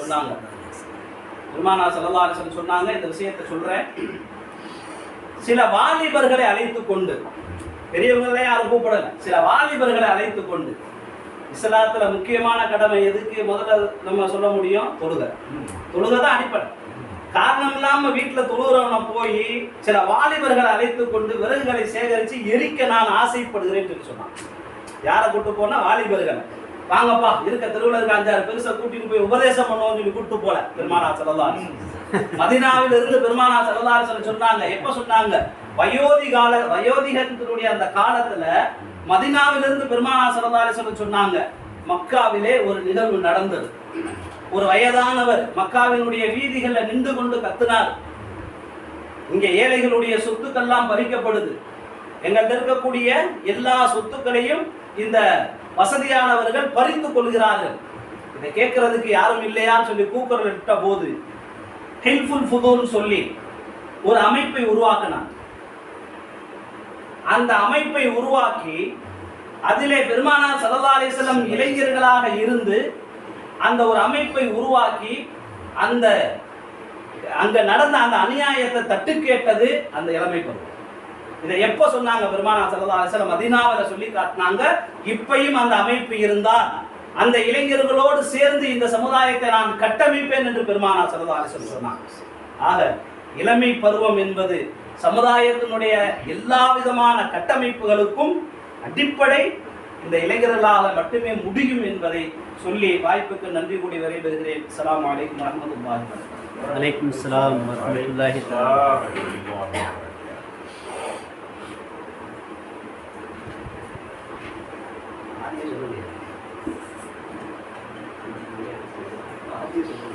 அருமை அருமை, மாஷா அல்லாஹ். மௌலானா அக்பர் அலி ஆலிம் அவர்கள் சமுதாய கட்டமைப்பிற்கு இளைஞருடைய ஆற்றல் தான் இதில் என்ன சந்தேகம் என்று அடுக்கடுக்கான ஆதாரங்களை எடுத்து வச்சார். 1998 பேசின அந்த ஆதாரங்கள், இப்ராஹிம் அலைஹிஸ்ஸலாம், நம்ரூது அப்படின்னு சொல்லி பழைய காலத்திலேயே கொண்டு போனார். யூசுப் அலைஹிஸ்ஸலாம் பஞ்ச காலத்துல பொருளாதார அமைச்சராகி பஞ்சத்தை நீக்கி வச்சாங்க, அவங்களும் வாலிபர் தானே. கதிர் அலைஹிஸ்ஸலாம் கப்பலை உடைச்சாங்க, 10 பேருக்கு 5 பேர் வாலிபர், 5 பேர் வயோதிகர் தானே, போட்டாரு. அடுத்து என்ன சொன்னாரு, முதியோர்கள் சொல்லத்தான் முடியும், செயல்படுத்த முடியாதே, செயல்படுத்துறதுலாம் அந்த இளைஞர்கள் தானே. தொலை வராதவர்களை எரிப்பதற்காக, அவருடைய வீடுகளை பொசுக்குவதற்காக நபி ஸல்லல்லாஹு அலைஹி வஸல்லம் முதியோர்களாக கூட்டு போனாங்க, இளைஞர்கள் தான் கூட்டு போனாங்க. ஹலஃபுல் ஃபுலூல் என்ற ஒரு சங்கத்தில் மக்காவில் சமுதாய கட்டமைப்பு செஞ்சாங்க. மதினாவில் அந்த சங்கத்தை நான் ஆரம்பிக்க விரும்புகிறேன், இளைஞர்களை வச்சு சமுதாயத்தை நான் கட்டமைப்புன்னு சொன்னாங்களே. இளைஞர்கள் மூலமாகத்தான் சமுதாயத்தை கட்டமைக்க முடியல ஆணித்தரமாக பேசிட்டு நம்மகிட்ட ஒரு கேள்வி கூட இடையில கேட்டேன். ஆக அவருடைய பேச்சு என்பது ரொம்ப சுவாரஸ்யமா இருந்துச்சு. சீக்கிரமா முடிச்சிட்டாரோ அப்படின்ற எண்ணம் தோன்றுகிறது. அடுத்து பேசக்கூடிய ஒரு சாதாரண மாணவரா, இந்த பள்ளிவாசலுடைய இமாம், தர்கா பள்ளிவாசலுடைய இமாம், அடுத்து வரக்கூடிய சாதாரண மாணவரா, மாத்தூரில் இமாமாக இருக்கக்கூடியவர் மௌலானா மௌலவி ஹாஃபில் காரி ஷேக் அப்துல்லா நாஃபி ஆலிம் அவர்கள் வருகிறார்கள். இல்லை இல்லை, சமுதாய கட்டமைப்பிற்கு அதிகம் தேவை முதியவர்கள் தான் என்று பேசுவதற்காக வருகிறார்கள். வாருங்கள், உங்களுடைய கருத்துக்களை தாருங்கள்.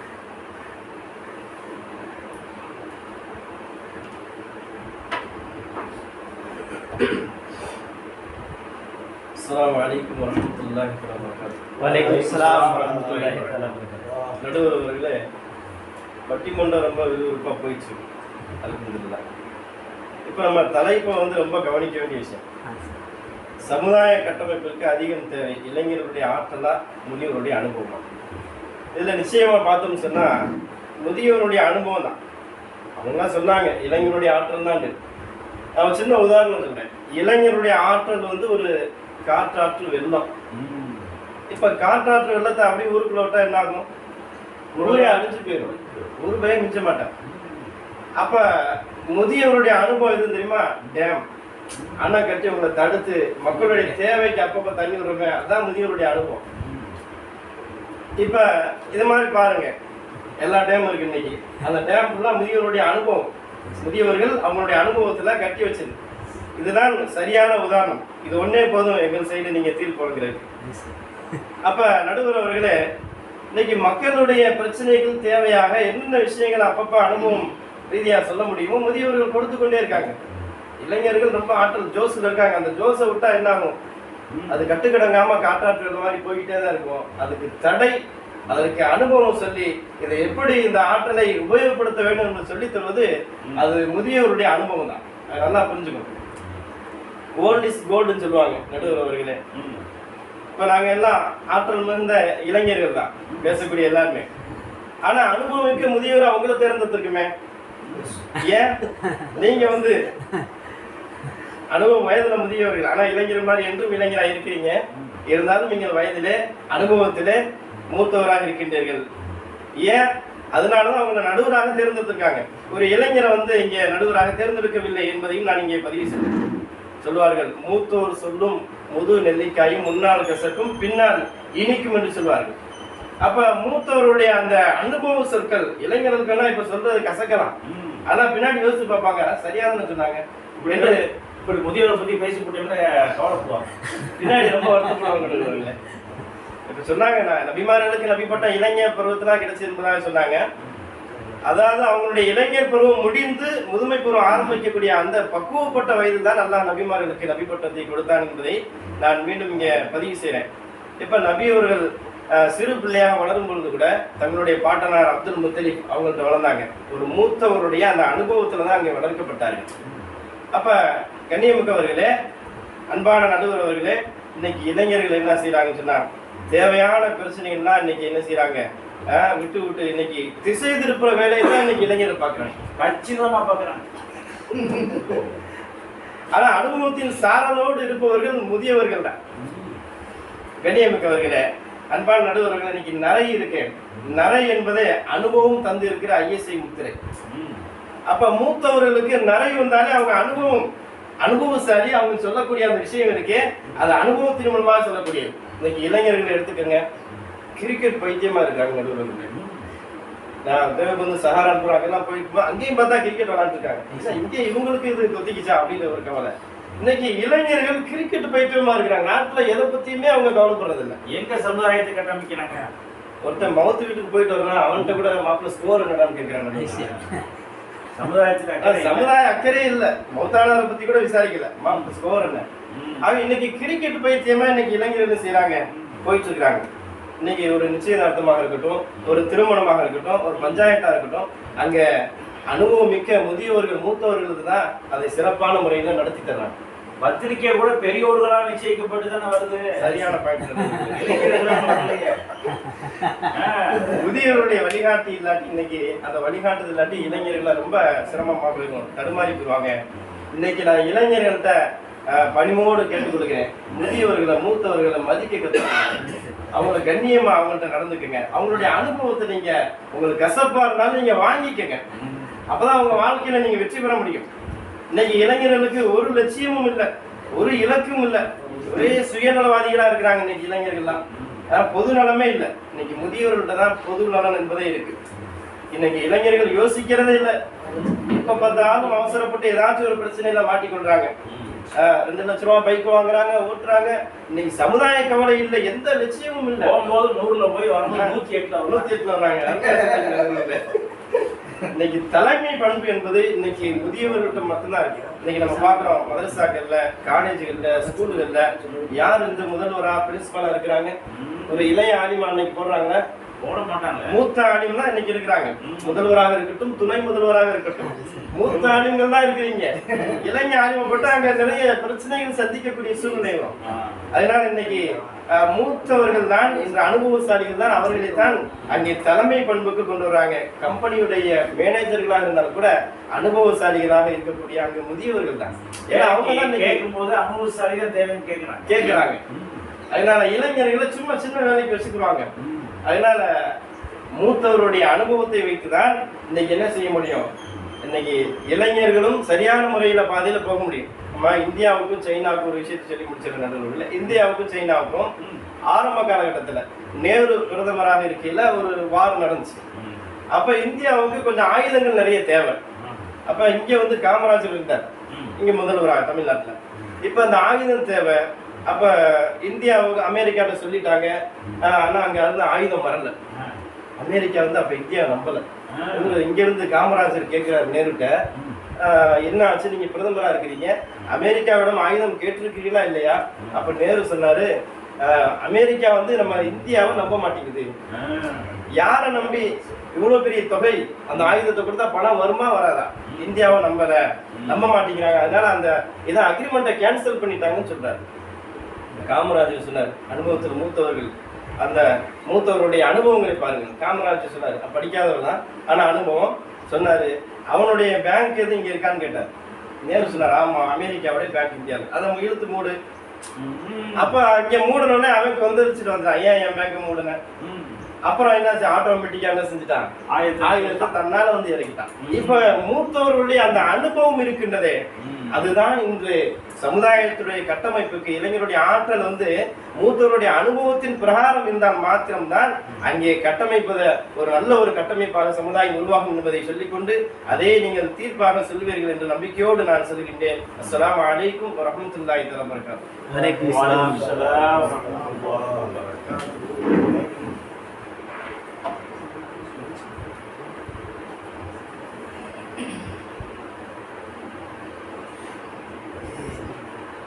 அருமை அருமை. மௌலானா ஷேக் அப்துல்லா நாஃபி சமுதாய கட்டமைப்பிற்கு முதியோர்களுடைய அனுபவம் தானே காரணம் அப்படின்னு சொல்லி மிக அழகாக பேசினார். எடுத்த உடனே இளைஞர்கள்லாம் காற்றாற்று வெள்ளத்தை போன்றவர்கள், ஊருக்குள்ள வந்தா ஊரே நாசமா இருந்தது. ஆனா முதியோர்கள் வந்து அணை மாதிரி அப்படியே அணைச்சுக்கிட்டே இருப்பாங்க. சமுதாயத்தை மட்டுமல்ல, நாட்டை கூட அணைத்துக் கொண்டே இருப்பாங்க. அழகா பேசினார். இந்தியாவுக்கும் சைனாவுக்கும் மத்தியில் உள்ள ஒரு அருமையான தகவலை சொன்னார். சைனாக்கார இந்தியாவை அடிக்க பார்க்கலாம், இந்த நேரத்தில் ஆயுதம் தேவைப்படுது. அமெரிக்கா கேட்டால் அமெரிக்கா இந்தியாவை நம்ப மாட்டேங்கிறான், ஆயுதம்லாம் அனுப்ப முடியாதுட்டான். காரணம் இந்தியாவில் அவன் நம்பலை. இப்போ காமராஜர் சொன்ன அந்த அழகான ஒரு ஆலோசனை, பேங்க மூடு, அமெரிக்கா பேங்க மூடிடுங்க. இப்போ முதியோர்களுடைய அனுபவத்தினால தானே இந்த நாடு காப்பாற்றப்பட்டுச்சு. மிக அற்புதமான சொன்னார். அது மட்டுமல்ல, நபி ஸல்லல்லாஹு அலைஹி வஸல்லம் அவர்களை வளர்த்ததே முதியோர்கள் தானே. அப்துல் முத்தலிப், அபூ தாலிப் போன்ற முதியோர்கள் தானே வளர்த்தாங்க. ஆக சமுதாய கட்டமைப்பிற்கும் ஒரு நாட்டினுடைய கட்டமைப்பிற்கும் அதிகமாக தேவைப்படுவது முதியோர்களுடைய அனுபவம் தான், முதியோர்களுடைய அக்கறை தான் என்று மிக தெளிவான முறையில் பேசி சென்றிருக்கிறார். பதில் சொல்ற ஒரு சாதாரணமானவராம், அணி தலைவர் மௌலானா மௌலவி பீர் ஹாஜா நாஃபி எம்ஏ எம்ஃபில் படிச்சிருக்கார். மாநில ஜமாஅத் உலமாவுடைய ஊடக பிரிவு உறுப்பினராக இருக்கார். ஆக ஜமாஅத் உலமாவில் மதுரை மாவட்டத்தை தாண்டி மாநில அளவில் பொறுப்பில் இருக்காரு. மிக சிறந்த பேச்சாளர், சிந்தனையாளர், மஸ்ஜிதுர் ரஹ்மான் கோரிப்பாளையத்துடைய இமாமாக இருக்கிறார்கள். அவர்கள் வருகிறார்கள். இல்லை இல்லை, சமுதாய கட்டமைப்பிற்கு அதிக காரணம் இளைஞர்களுடைய ஆற்றல் தான் என்று பேசுவதற்காக வருகிறார்கள். வாருங்கள், உங்களுடைய பட்டிமன்ற பேச்சை தாருங்கள்.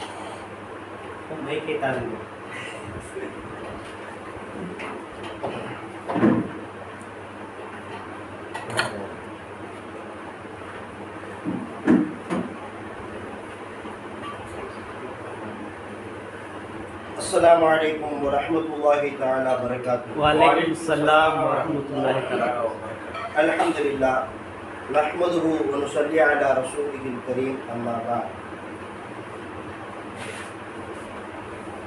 சங்கையான நடுவர் பெருந்தகை அவர்களே, உங்கள்கிட்ட ஒரு கேள்வி. எந்த ஊர்லையாவது வாலிபர்கள் வெள்ளை டை அடிச்சு பார்த்துருக்கீங்களா? பார்த்ததே இல்லையே.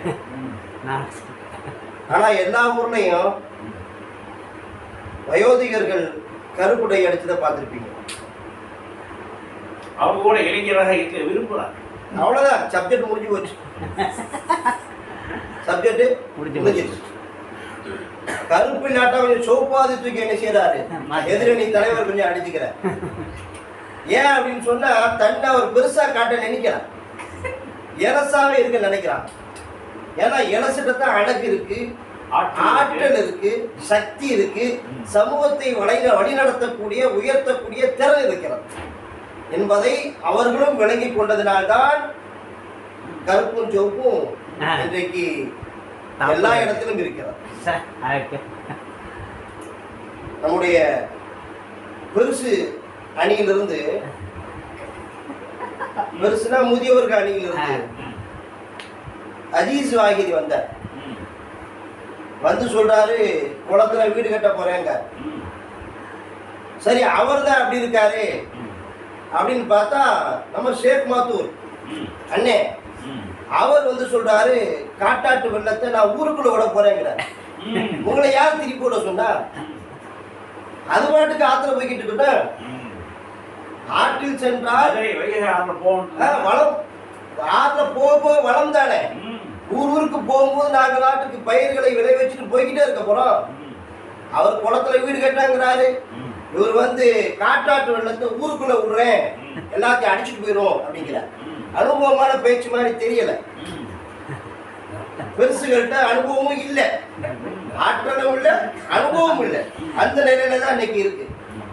அதே மாதிரி சொன்னாரு, பிறந்த நாளுக்கு நான் வந்து ரிங்கு வாங்கி தர போறேன், ஒட்டியான வாங்கி தர போறேன்.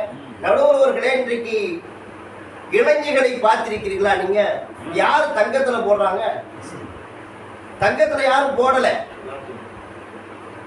எல்லாமே அவங்க சுடிதார் என்ன கலரோ அதே கலர்ல எல்லாமே இருக்கும். போடுறாங்க கலர் கலரா அவங்க கேட்கிறாங்க. நீங்க அதே மஞ்சள் கலர்ல இருக்கிறீங்க, உங்கள்கிட்ட யாரும் தங்கம் கேட்கவே இல்லையே. இளைஞர்கள் ஆட்கள் சரியா பார்க்கல. பார்க்கல.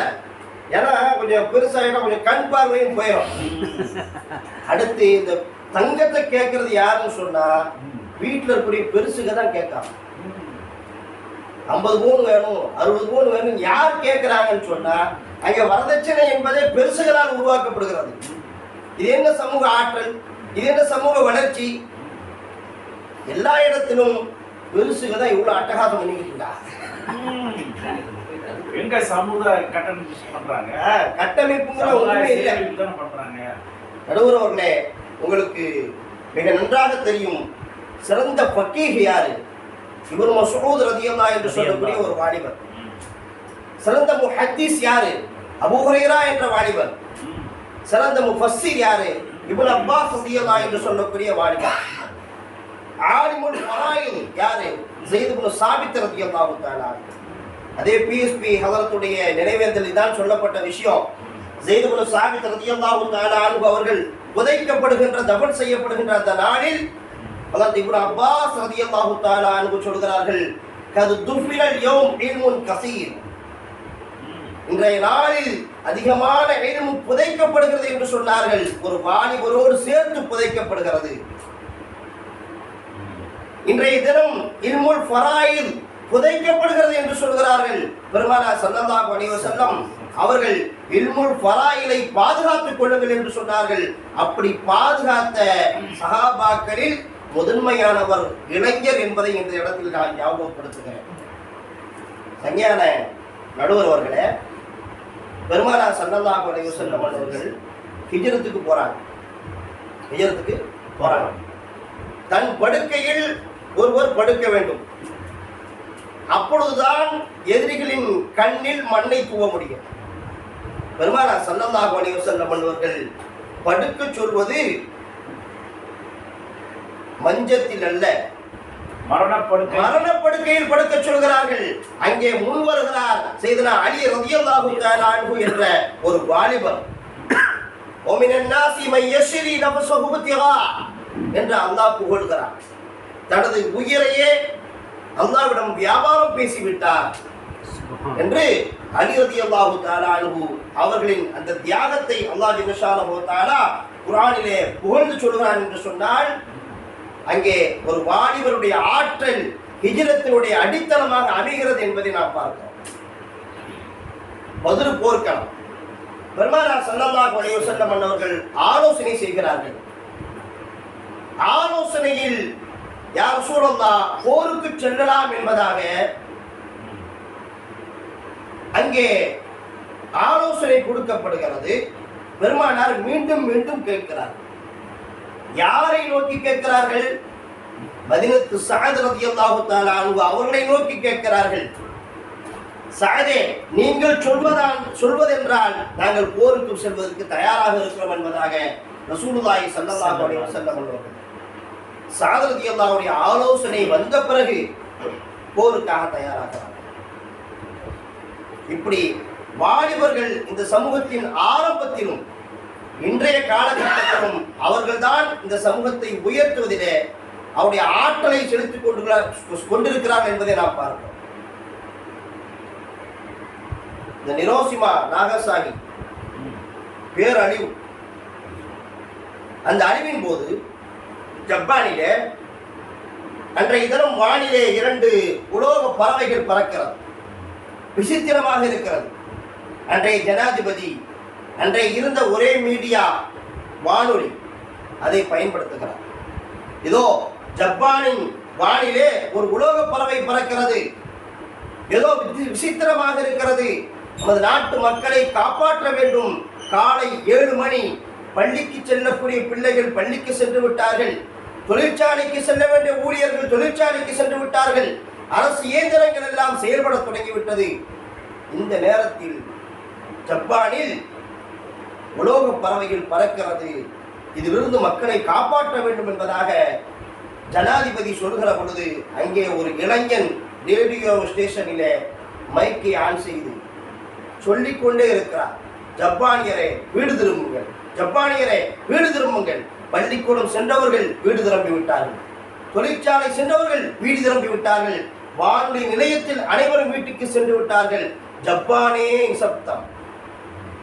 அந்த வானொலி நிலையத்தின் காவலாளி வந்து சொல்கிறார், வீட்டிற்கு ஒரே பையன் நீ, 18 வயது நிரம்பி இருக்கிறது, நீ வீட்டுக்கு செல் என்று சொல்கிற பொழுது இல்லை நீங்கள் செல்லுங்கள் என்பதாக தாளிட்டு விட்டு அதே ஓசையை எழுப்பிக் கொண்டே இருக்கிறார். யார்? 18 வயது ஜப்பானி. இப்படி இளைஞர்களின் ஆற்றல் என்பது அடுக்கிக் கொண்டே போறார். குர்ஆனில் அல்லாஹ் சொல்கிறான், வஜாஅ மின் அக்ஸல் மதீனத்தி ரஜுல் யஸ்ஆ. அந்த ரஜுல் வாலிபர் என்று முஃபஸ்ஸிர்கள் சொல்கிறார்கள். வஜாஅ ரஜுல் மின் அக்ஸல் மதீனா, மூசா அலைஹிஸ்ஸலாம் அவர்களை காப்பாற்ற வந்தவர் வாலிபர் என்று முஃபஸ்ஸிர்கள் சொல்கிறார்கள். இப்படி ஏராளமான சமூகத்தினுடைய கட்டமைப்புக்கு இளைஞர்களின் ஆற்றல் தான் பயன்பட்டது என்பதை நாம் இன்னும் அடுக்கிக் கொண்டே செல்லலாம். எனவே இளமை துடிப்பில் இருக்கின்ற நடுவர் அவர்கள் எங்களுடைய அணிக்கே வெற்றி வாயை சூடித்தவாள் என்பதை வேண்டி விரும்பி கேட்டுக்கொண்டு வாய்ப்பளித்த நல்ல உள்ளங்களுக்கு நன்றிகளை தெரிவித்து விடைபெறுகிறேன். அஸ்ஸலாமு அலைக்கும் வரஹ்மத்துல்லாஹி தஆலா வபரகாத்துஹு. வலைக்கும் ஸலாம்.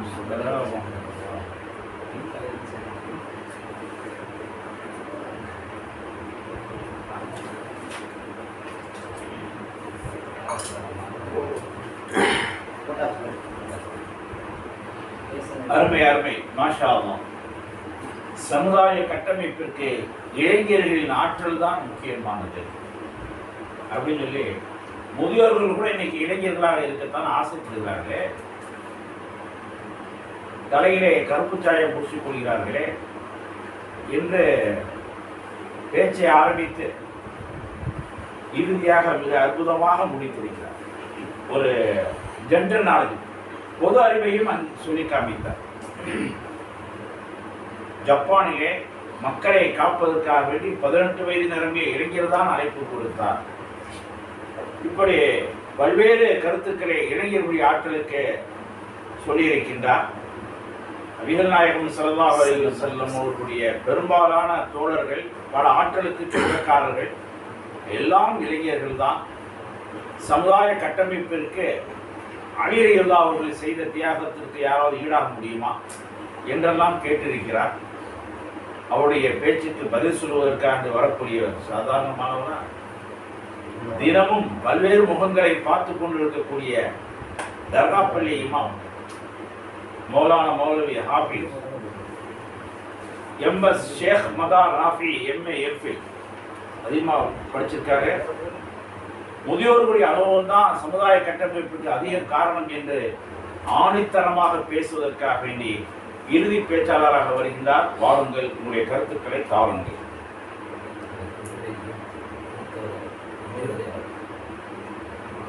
அஸ்ஸலாமு அலைக்கும் வரஹ்மத்துல்லாஹி தஆலா வபரகாத்துஹு.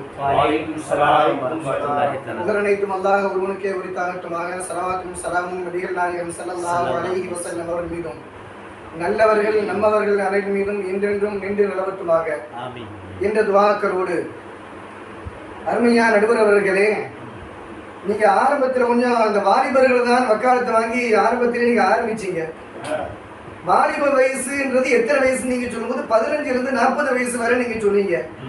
நபி ஸல்லல்லாஹு அலைஹி வஸல்லம் சொர்க்கத்தினுடைய வாலிப வயசு 36 வயசுன்னு சொல்லியிருக்கிறாங்க. 33. அப்போ நீங்க 40ன்னு எப்படி சொன்னீங்க? அவங்க வக்காலத்து வாங்கி பேசுற மாதிரி எனக்கு தெரியுது. அது சொர்க்கத்துல இல்ல, உலகத்தில் உள்ளவனுடைய விலையினர் தானே மறுமை. மறுமையுடைய விலையில தான் உலகம். அப்படிங்கும்போது சொர்க்கத்தையும் உலகம் போது ஈக்குவலா தான் தெரியுது. எம்ஏ எம்ஃபில் எப்படி படிச்சிருக்கீங்க?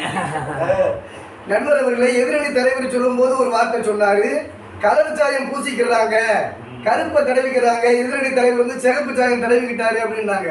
நான் எதிரணி தலைவர் வந்து சிகப்பு சாயம் தடவி இந்த இளமையா காமிக்கிறதுக்கு நான் விரும்பல. இப்ப இன்னைக்கு கூட்டத்தில் வந்து மொத்தம் அந்த அணியில 3 பேரு, இந்த அணியில 3 பேரு, நடுவர் ஒருத்தர் சேர்த்து மொத்தம் 7 பேர் இருக்கும். இந்த 7 பேர்ல பார்த்தோம்னா எதிரணியினுடைய மருமகனை தவிர எல்லாருமே வயோதிகர்கள். அவங்க ஒரு ஆள் தான் வயசு கம்மியானவங்க, மற்ற எல்லாருமே வயசான ஆளுகள் தான். அவங்க பேசுற பேச்சை பார்த்தா இளைஞர்கள்னா ஸல்லல்லாஹு அலைஹி வஸல்லம் 40 வயசு நபித்துவத்தை கொடுத்தாங்கன்னா இளம் வயசு கிடையாது, வயோதிகத்தினுடைய ஆரம்ப காலகட்டம். எதிரணி தலைவர் சொல்லும்போது சொன்னாரு சாயம் பூசிக்கிறாரு, பொறாமையில சொன்னாரு. அவருக்கு எல்லாம் இள வயதிலேயே நிறைய எல்லாம் கொடுத்துட்டாங்க.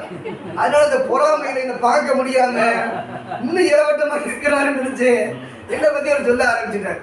அப்படி எதிரணி தலைவர்ல பேசக்கூடிய ஒரு பேச்சாளர் மரியாதைக்குரிய அக்பர் பத்தி பேசினாங்க. அவங்க பேர் என்னன்னா அக்பர், கபீர் கூட கிடையாது, அக்பர். ரொம்ப பெரியாரு, ரொம்ப வயசானாருன்னு பேர் இருக்கக்கூடிய ஒரு சூழலையும் பார்க்கலாம். அதனால வாலிப வயசே 40. எனவே இப்ப இந்த கூட்டத்திலையும் இருக்கிறது வாலிபர் ஒருத்தர் இருக்கிறாரு ஞாபகப்படுத்திக்கிட்டு, அதில் பெருமானார் ஸல்லல்லாஹு அலைஹி வஸல்லம் உலக பிரிவினுடைய அந்த நேரம், அந்த நேரத்துல என்ன நடந்துச்சுன்னா சஹாபா பெருமக்கள்லாம் ரொம்ப வாட்டமா இருக்கிறாங்க.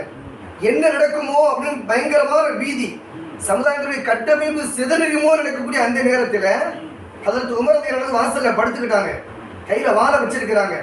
யாராவது நபி இறந்துட்டாங்கன்னு சொன்னீங்கன்னா இந்த வாழ் தான் பதில் சொல்லுன்னு சொல்லக்கூடிய அந்த நேரத்துல வயோதிகமான ஹஜ்ரத் அபூபக்கர் சித்திக் ரலியல்லாஹு இன்னக மையித்தும் வ இன்னஹு மையித்தும் சொல்லக்கூடிய இந்த வார்த்தையை ஓதி காமிக்கிறாங்க. இன்னொரு ஆயத்தையும் ஓதி காமிக்கிறாங்க. நபி ஸல்லல்லாஹு அலைஹி வஸல்லம் அல்லாஹ்வுடைய படைப்பு, அவர்களும் மனிதர்கள் தான். எல்லா நபிமார்களுமே உலகத்தில் செஞ்சுட்டாங்க, இவங்களும் போகக்கூடியவர் தான் அப்படின்னு சொல்லக்கூடிய நேரத்துல இந்த ஆயத்து குர்ஆன்ல இருக்கிறதையே நான் மறந்துட்டேனே அப்படின்னு சொல்லி ஒரு வாலிபர் சொல்லக்கூடிய ஒரு காலகட்டம். அவங்களும் வாலிபர்கள் வயோதிகர் தான் இருந்தா கூட ஹஜ்ரத் அபூபக்கர் சித்திக் சொன்ன அந்த வார்த்தை வந்து அந்த வயோதிக அனுபவம் என்பது மிகப்பெரிய பதட்டம். இஸ்லாமிய இந்த கட்டமைப்பை சிதைக்கக்கூடிய அந்த நேரம், அந்த நேரத்தில் உச்சகட்டமான நேரத்தில் அவங்களுக்கு மிகப்பெரிய ஒரு மாற்றத்தை ஏற்படுத்தினது வயோதிகருடைய அனுபவம் என்பதை இந்த நேரத்தில் தெரிவித்துக் கொள்வதற்கு ஆசைப்படுகின்ற நிறுவனர்களே. அது மட்டுமல்ல, ஹஜ்ரத் உமர் ரலியல்லாஹு அன்ஹு ஷஹீதாக்கப்படுறாங்க, இமாமா நிற்கிறாங்க. ஷஹீதாக்கப்பட்டு அவங்க கேட்ட அடுத்த கேள்வி, என்ன கொன்றது யாரு, முஸ்லிமா முஸ்லிம் அல்லாதவரான்னு கேட்டாங்க. முஸ்லிம் கிடையாது, ஒரு மஜூசின்னு சொல்லிட்டாங்க. அல்லாஹ்வுக்கு நன்றி செலுத்தினாங்க. ஏன்னா என்னுடைய சமுதாயத்தில் ஒருத்தர் மறுமையில் எனக்கு ஏன் முன்னாடி அவர் குற்றவாளி நிப்பாட்டப்படலையே, அதுக்காக அல்லாஹ்வை புகழ்றேன் அப்படின்னு சொன்ன பின்னாடி சஹாபாக்கள் கேட்டாங்க, யார் உங்களை கொன்றாரோ அவரையும் அந்த ஒட்டுமொத்த அந்த குரூப்பையும் சேர்ந்து நாங்கள் இழுத்து கொண்டு வந்து பழி வாங்கவான்னு கேட்டாங்க. அப்படிலாம் செய்யாதீங்கன்னு சொல்லி அனுபவபூர்வமாக, அறிவாற்றலால் இல்ல, வாலிபத்தால் இல்ல, வயோதிக அனுபவத்தால் அந்த நேரத்தில் தன்னுடைய அறிவாற்றலை வெளிப்படுத்தினார்கள், அனுபவத்தை வெளிப்படுத்தினார்கள். அவர்கள் மன்னிச்சுட்டாங்க. மன்னிச்சது மட்டுமில்ல, தன்னை அடக்கிற நேரத்தில் தன்னோட பெருமானார் ஸல்லல்லாஹு அடங்கியிருக்கக்கூடிய அந்த இடத்துல அடக்கணும்னு ஆசைப்பட்டாங்க. அப்போ அவங்க கேட்ட கேள்வி என்னன்னா, ஆயிஷா கிட்ட கேட்டு வாங்க, மகன் அனுப்புறாங்க. என்னுடைய அத்தை அனுப்பி வச்சாங்க. ஹலீஃபா ஜனாதிபதினு வார்த்தையை சொல்லல, ஏன்னா அனுபவம் இருந்ததுனால ஜனாதிபதினு சொன்னா அவரோட வார்த்தைக்காக வேண்டி கொடுக்கலாம் அப்படின்னு அவங்க நினைச்சிட்டு அந்த வார்த்தைக்கு அவங்க சொல்லல. உமர் சொல்லி விட்டாங்க, அத்தா சொல்லி விட்டாங்கன்னு கேட்டு வாங்கினாங்க. அந்த அனுபவம் அதோடு மட்டும் இல்ல, ஜனாசாவாகி என்னை அடக்கம் செய்யும் நேரத்திலும் கூட கஃன் செய்வதற்கு பின்பு பெருமானார் ஸல்லல்லாஹு அலைஹி வஸல்லம் வீட்டிற்கு முன்பாக என்னை வைத்து விட்டு அன்னை ஆயிஷா ரலியல்லாஹு தஆலா போய் கேட்டுவாங்க, என்னுடைய அத்தாவை அடக்கலாமான்னு கேட்டுவாங்க. ஏன்னா ஹயாத்தோட இருக்கிறவரை ஒரு ஜனாதிபதினு பயந்து கூட சொல்லியிருக்கலாம். இப்ப இறந்த பின்னாடி என்ன நிலைமை வரும்னு தெரியாது, அதனால போய் கேட்டுவாங்க. அனுபவத்தை வெளிப்படுத்திய அந்த ஒரு சூழ்நிலையை நம்மால் பார்க்க முடிகின்றது. எனவே அனுபவம் என்பது மிக சிறந்த ஒன்றாக அல்லாஹ் அமைத்து தந்திருக்கின்றான். மார்க்கத்தில் பார்த்தோம்னா இமாமத்தில் இருக்கக்கூடிய அனுபவத்துக்கு எப்படி இருக்குன்னா, முதல் மார்க்க சட்டங்களை தெரிந்தவர், இரண்டாவது குர்ஆன் ஷரீஃபை நன்கு ஓத தெரிந்தவர், அதுக்கு அடுத்து சொல்லும்போது சொல்லுவாங்க வயோதிகமானவர். அப்ப அனுபவம் தான் அந்த இடத்துல வந்து வெளி சிந்தனைகள் இல்லாம நல்ல எண்ணத்தோடு துணை வைக்கக்கூடிய ஒரு சந்தர்ப்பம் கிடைக்கும் என்பதை மார்க்கம் சொல்லி தந்து, இமாமத்துக்கு தகுதி கூட வயோதிகமானவர் என்பதை மார்க்கம் சொல்லி தரக்கூடிய அந்த செய்தியை பார்க்க முடியும். அவர் கேட்கிறாரு, நீங்க வயசான காலத்துல இமாம சேர்ந்தீங்கன்னு எதிர்நீதி நண்பர் கேட்கிறாரு. அப்படி கிடையாது, வாலிபத்தான் சேர்ந்தேன், இப்ப எனக்கு வயசானதுனால வயோதிக தலைப்புல பேசிட்டு இருக்கிறேன். அதன் பெருமானார் ஸல்லல்லாஹு அலைஹி வஸல்லம் உலகை பிரிந்ததற்கு பின்பாக அன்னை ஃபாத்திமா ரலியல்லாஹு தஆலா அன்ஹா அபூபக்கர் ரலியல்லாஹு வர்றாங்க. ஹலீஃபா அவர்களே, எங்க அத்தா விட்டுட்டு போன சொத்துல எனக்கு தாங்கன்னு கேட்குறாங்க. அப்ப அந்த சொத்து உங்களுக்கு கிடைக்காதுமா, உங்களுக்கு தரக்கூடாது, பாக பிரிவினை கிடையாது, சொத்து வாரிசு கிடையாதுன்னு சொல்லி அனுப்பிடுறாங்க. அதுக்கு பிறகு அதை அதிரதம் வர்றாங்க, ஹலீஃபா அவர்களே என்னோட மாமனார் விட்டு போன சொத்துல ஏதாவது பங்கு தாங்க அப்படின்னு கேட்குறாங்க. அப்போ ஹஜ்ரத் அபூபக்கர் சித்திக் ரலியல்லாஹு அன்ஹு வயோதிக அனுபவத்தின் காரணத்தினால் சொல்கின்றார்கள், நபியினுடைய சொத்துக்கு யாருமே வாரிசு கிடையாது அப்படின்னு சொல்லக்கூடிய அந்த செய்தியை பார்க்கிறோம். எதிரணியை சார்ந்த தலைவர் சொன்னாரு, ஸைத் ரலியல்லாஹு அன்ஹு அவங்க இவங்க ரஷ்யா எல்லாத்தையும் அடிக்கிட்டு எல்லார் பேரு பட்டியலும் போட்டுட்டு அவர் கடைசி சொன்னது, வாலிபர்களே, எனவே வாலிப அணிக்கு தீர்ப்பளிக்க வேண்டும் என்பதாக கேட்டுக்கொள்கின்றேன் அப்படின்னு சொன்னார்கள். அதில் பெருமானார் ஸல்லல்லாஹு அலைஹி வஸல்லம் சொன்னார்கள், உலகத்திலே எல்லா சஹாபா பெருமக்களுக்குமே நான் பிரதி உபகாரம் செய்து விட்டேன், இல்லா அபூபக்கர் ரலியல்லாஹு தஆலா. இன்னைக்கும் மதீனா ஷரீஃப்ல பாத்தீங்கன்னா அபூபக்கர் வாசல் மட்டும் மூடப்படவே இல்லை, உலகத்திலையும் மூடப்படல, மறுமையிலையும் உபகாரம் செய்யும் அளவுக்கு எனக்கு தெரியல, அவ்வளவு செய்திகள் எனக்கு செஞ்சிருக்கிறாங்க அப்படின்னு சொன்ன ஒரு செய்தியை நம்மால் பார்க்க முடிகின்றது. எனவே வாழ்க்கையில் தகுதியானவர்கள் என்ற அடிப்படையில் பார்த்தோம் என்றால் வயோதிகத்தினுடைய முதிர்ச்சியான அனுபவம் என்பதே மிகச் சிறந்த ஒன்று என்பதை தாழ்மையோடு சொல்லிக்கொண்டு, நடுவரவர்களே, நீங்களும் வயோதிகமான அனுபவசாலி, தோற்றத்தில் வேண்டுமானால் இளமையாக இருக்கலாம், ஆனால் அனுபவசாலி என்பதை சொல்லிக்கொண்டு அனுபவமே என்ற வயோதிகமே அந்த அனுபவமே என்பதை தீர்ப்பாக வழங்க வேண்டும் என்பதை கேட்டுக்கொண்டு வாய்ப்பளித்தவைக்கு நன்றி கூறி விடைபெறுகின்றேன். அஸ்ஸலாமு அலைக்கும் வரஹ்மத்துல்லாஹி தஆலா வபரகாத்துஹு.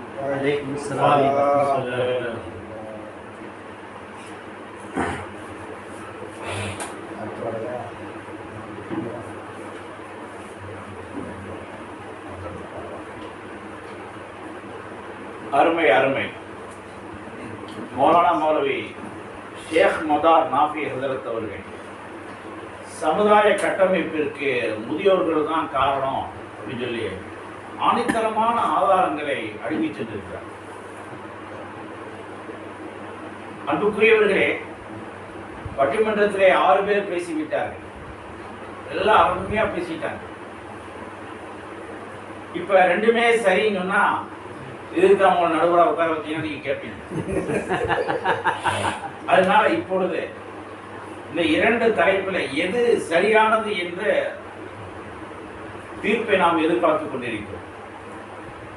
அன்புக்குரிய பெரியோர்களே, சகோதரர்களே, இளமை என்பது எல்லோரும் விரும்பக்கூடிய ஒரு பருவம்.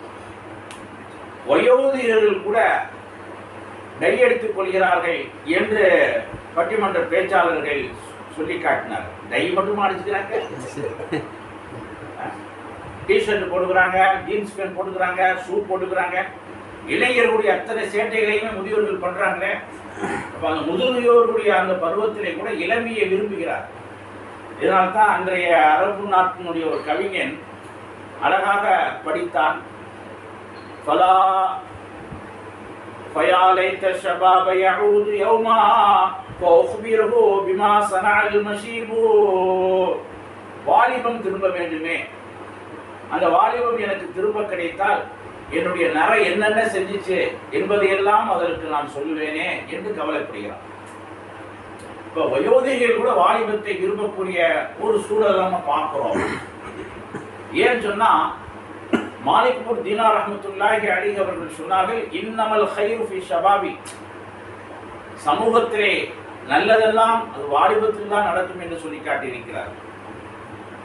அதுபோன்று சிறி சித்தி ரஹ்மத்துல்லாஹி அலைஹி அவர்கள் சொல்கிறார்கள், யஅமலு ஃபஇன்னல் அமல ஃபி ஷபாபியத்தி.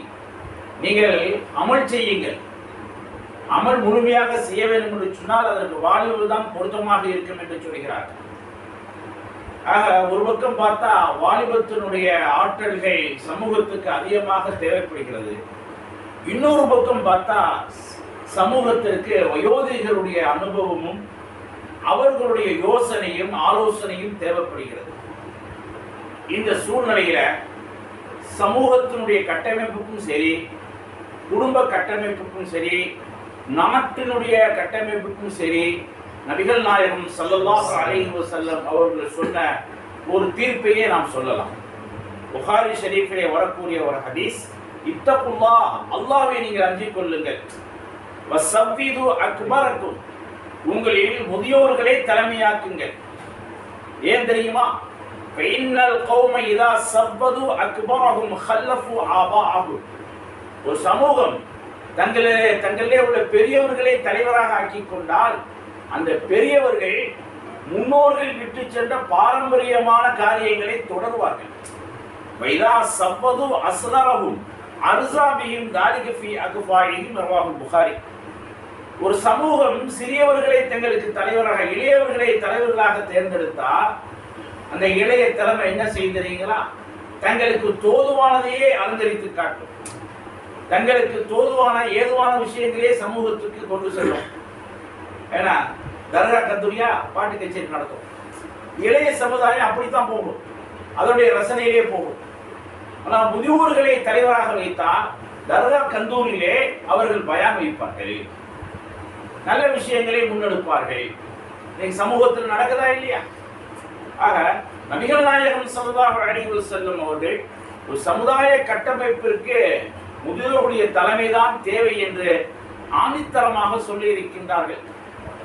இன்னொரு ஹதீஸிலே சொல்கிறார்கள், சின்ஃபானி மின் உம்மத்தி இதா ஸலஹு ஸலஹல் கௌம் வ இதா ஃபஸது ஃபஸதல் கௌம் அல் உமரா வல் உலமா. ரவாஹு திர்மிதி. திர்மிதியிலே பதிவான ஹதீஸ், என் உம்மத்துல 2 கூட்டத்தார்கள் அவர்கள் சீராகிவிட்டால் ஒட்டுமொத்த சமுதாயமும் சீராகிவிடும். அவர்கள் சீர்கட்டி விட்டால் ஒட்டுமொத்த சமுதாயமும் சீர்கட்டிவிடும். அந்த 2 கூட்டத்தார்கள் யார் தெரியுமா? அல் உமராவு வல் உலமாவு, நிர்வாகிகளும் உலமாக்களும் என்று சொன்னார். இந்த ஹதீஸில நிர்வாகிகளை நபிகள் நாயகம் ஸல்லல்லாஹு அலைஹி வஸல்லம் முன்னிலைப்படுத்தினார். சமூகம் அதிகமாக கட்டமைக்கப்படுவதற்கு சமூகத்தினுடைய பொறுப்பாளிகள் தான், அடுத்துதான் ஆலிம்கள் சொன்னாங்க. அந்த சமூகத்திலே இருக்கக்கூடிய பொறுப்பாளிகள் நிர்வாகிகள் பெரும்பாலும் பாருங்க 11 பேர்த்துல 8 பேர் முதியோர்களா இருப்பாங்க, 3 பேர் இளைஞர்கள் இருப்பாங்க. ஏன் இளைஞர்களை போட்டாங்க அப்படின்னா அவங்கள வந்து செயல்படுத்துறதுக்காக, எங்கேயாவது வேலைக்கு அனுப்புறதுக்காக, பணியாளர்களாக வைத்துக் கொள்வதற்காக தான். ஆக இஸ்லாத்துடைய கண்ணோட்டத்தை பார்க்கின்ற பொழுது இளைஞர்களுடைய ஆற்றல் கூட அது முறையாக பயன்படுத்தப்பட வேண்டும் என்று சொன்னா முதியோர்களுடைய வழிகாட்டல் வேணும். நபிகள் நாயகம் ஸல்லல்லாஹு அலைஹி வஸல்லம் அவர்கள் முத்தாய்ப்பாக சொன்னாங்கல்ல, அல் பரக்கத்து மா அகாபிரிக்கும், உங்களுடைய வாழ்க்கையினுடைய சுபிட்சமும் மகிழ்ச்சியும் கண்ணியமும் சங்கையும் என்ன அர்த்தமான வச்சுக்கணும், பரக்கத்து ஒட்டுமொத்த முன்னேற்றமும் உங்களுடைய பெரியவர்களிடத்து தான் இருக்குன்னு சொன்னாங்க. இஸ்லாமிய கண்ணோட்டத்தில் பார்க்கும்போது இளைஞர்களுடைய ஆற்றல் சமூகத்துக்கு தேவைப்பட்டாலும் முதியோர்களுடைய வழிகாட்டல், முதியோர்களுக்கு மதிப்பளித்தல் என்பது இஸ்லாத்தில் முக்கியத்துவம் செய்யப்பட்டது. பெற்றோர்களுடைய அருமைகளை பற்றி இஸ்லாத்தில் சொல்லப்பட்டது மாதிரியே வேற எந்த மதத்திலையும் சொல்லப்படல. அதனாலதான் இஸ்லாத்தில் இருக்கக்கூடிய பெரியவர்கள் பெற்றோர்கள் இன்றைக்கும் இல்லத்திலே வைத்தான் பாதுகாக்கப்படுகிறார்கள். முதிர் இல்லத்துக்கு அவர்கள் அனுப்பப்படுவதில்லை. மற்ற மதத்தை எடுத்து பார்த்தால் இளைஞருடைய ஆற்றல் சமூகத்தில் தேவைப்படும் சொல்லிடலாம். ஆனா இஸ்லாத்தை பொறுத்த வரைக்கும் இளைஞர்கள் என்பவர்கள் முதியவர்களை அவர்கள் முன்னெடுக்க வேண்டும், முதியவர்களுடைய கட்டமைப்பில் தான் செல்ல வேண்டும், அதில் தான் அவர்களுக்கு மகிழ்ச்சியும் சுபிச்சமும் இருக்கிறது என்ற ஒரு கண்ணோட்டத்திலே நாம் பார்க்கிறோம். ஏன்னா எல்லா போருக்கும், சில போருக்கு எல்லா போருக்கும் முதியவர்களுடைய தலைமை தான் உருவாக்கப்பட்டது. நபிகள் நாயகம் ஸல்லல்லாஹு அலைஹி வஸல்லம் அவர்கள் முதல் அபூபக்கர் சித்திக் வரை எல்லோரும் எல்லா போருக்குமே வந்து ஒரு 40 வயசுக்கு மேல உள்ளவங்க தான் நபிகள் நாயகம் ஸல்லல்லாஹு அலைஹி வஸல்லம் அமீராக தளபதியாக ஏற்படுத்தினாங்க. கடைசி காலத்தில் ரசூல் ஸல்லல்லாஹு அலைஹி வஸல்லம் அவருடைய சக்கராத்தில் இருக்கும்போது தான் உஸாமா இப்னு ஸைத் என்ற 18 வயது இளைஞர்களுக்கும் சில சமயம் பதவி கொடுக்கணும், சில சமயம் பதவி கொடுக்கணும் நபி ஸல்லல்லாஹு அலைஹி வஸல்லம் அந்த ஒரு பொறுப்பை கொடுத்தாங்க. அப்போ கூட அவங்க உமர் இல்லாமல் அபூபக்கர் போன்றவர்கள்லாம் எதிர்ப்பு தெரிவித்தாங்க. எத்தனையோ பெரியவர்களுக்கு ஒரு சிறியவருக்கு நீங்க பதவி கொடுத்துருக்கீங்களே, நபி ஸல்லல்லாஹு அலைஹி வஸல்லம் அவருக்கு தகுதி இருக்கிறது என்று சொல்லி காட்டினார். ஆக தகுதி உள்ள இளைஞர்கள் சமுதாய பொறுப்புக்கு வருகின்றார்கள். ஆனால் எத்தனையோ முதியவர்கள் அவருடைய தக்வாவுடைய அடிப்படையிலே, அவர்களுடைய நடைமுறையுடைய அடிப்படையிலே, அவருடைய பாரம்பரியத்தினுடைய அடிப்படையிலே சமூகத்திற்கு அவர்கள் பொறுப்பாளிகளாக இருந்து சமூகத்தை கட்டமைத்துக் கொண்டிருக்கிறார்கள். இன்றைக்கு கொள்கை மாற்றுக்காரர்கள் ஓரளவு ஒடுங்கி போயிருக்கிறார்கள், அடங்கி போயிருக்கிறார்கள் என்று சொன்னால் பள்ளிவாசலில் இருக்கக்கூடிய முதியவர்களான பெரியவர்களாகத்தான் என்பதை நாம் சிந்திக்க கடமைப்பட்டிருக்கிறோம். ஜமாஅத்துல் உலமாவில் இருக்கக்கூடிய பெரிய பெரிய உலமாக்களுடைய வழிகாட்டல் தான் இன்றைக்கு குழப்பவாதிகளுடைய குழப்பங்கள் தீர்க்கப்பட்டு விளக்கம் அளிக்கப்பட்டுக் கொண்டிருக்கிறது. ஆக ஒரு சுருக்கமாக சொல்ல வேண்டும் என்று சொன்னால் மார்க்கத்துடைய கண்ணோட்டத்திலே பெரியவர்கள் பிரியாணியை போன்றவர்கள், இளைஞர்கள் என்பவர்கள் சைட்ஸில் வைக்கக்கூடிய அந்த வெங்காய சட்னி, ஸ்வீட்டு இது போன்றவர்கள். ஆனால் அது இல்லாமல் பிரியாணி சாப்பிட முடியாது. அதாவது முதியோர்கள் இளைஞர்கள் இல்லாமல் சமூகத்தை கட்டமைக்க முடியாது. ஆகவே இஸ்லாமிய கண்ணோட்டத்தில் பார்க்கும்போது சமூக கட்டமைப்பிற்கு அதிகமாக தேவைப்படக்கூடியவர்கள் வயது முதிர்ந்த முதியவர்களே. அவருடைய அனுபவமும் அவருடைய ஆலோசனையும் அவர்களுடைய ஒத்துழைப்பும் இந்த சமூகத்துக்கு இருக்கும் வரை இந்த சமூகம் லா இலாஹ இல்லல்லாஹ் முஹம்மது ரசூலுல்லாஹ் என்ற கட்டமைப்பிலே தொடர்ந்து சென்று கொண்டே இருக்கும். உயிர்களா விலகி இறையர்கள் வந்து விட்டா குழப்பம் தான். லா இலாஹ இல்லல்லாஹ் மட்டும் போதுமா, முகமதுல வேணாம்பா, கேட்டா சிறுக்குமா. ஆக முதியோர்கள் இணைந்து இருக்கின்ற பொழுதுதான் தௌஹீது கலிமா உயிரோட்டமாக இருக்கும். உலகம் உள்ளளவுக்கு சுன்னத் ஜமாஅத்துடைய கொள்கை நிலைநாட்டப்படும். அல்லாஹ் ரப்பல் ஆலமீன் சமூக கட்டமைப்பிற்கு மேலும் மேலும் முதியோர்களை காரணமாக ஆக்குவானாக என்று தீர்ப்பு கூறி விடைபெறுகிறோம். வாஹிரு தாவா அல்ஹம்துலில்லாஹி ரப்பில் ஆலமீன்.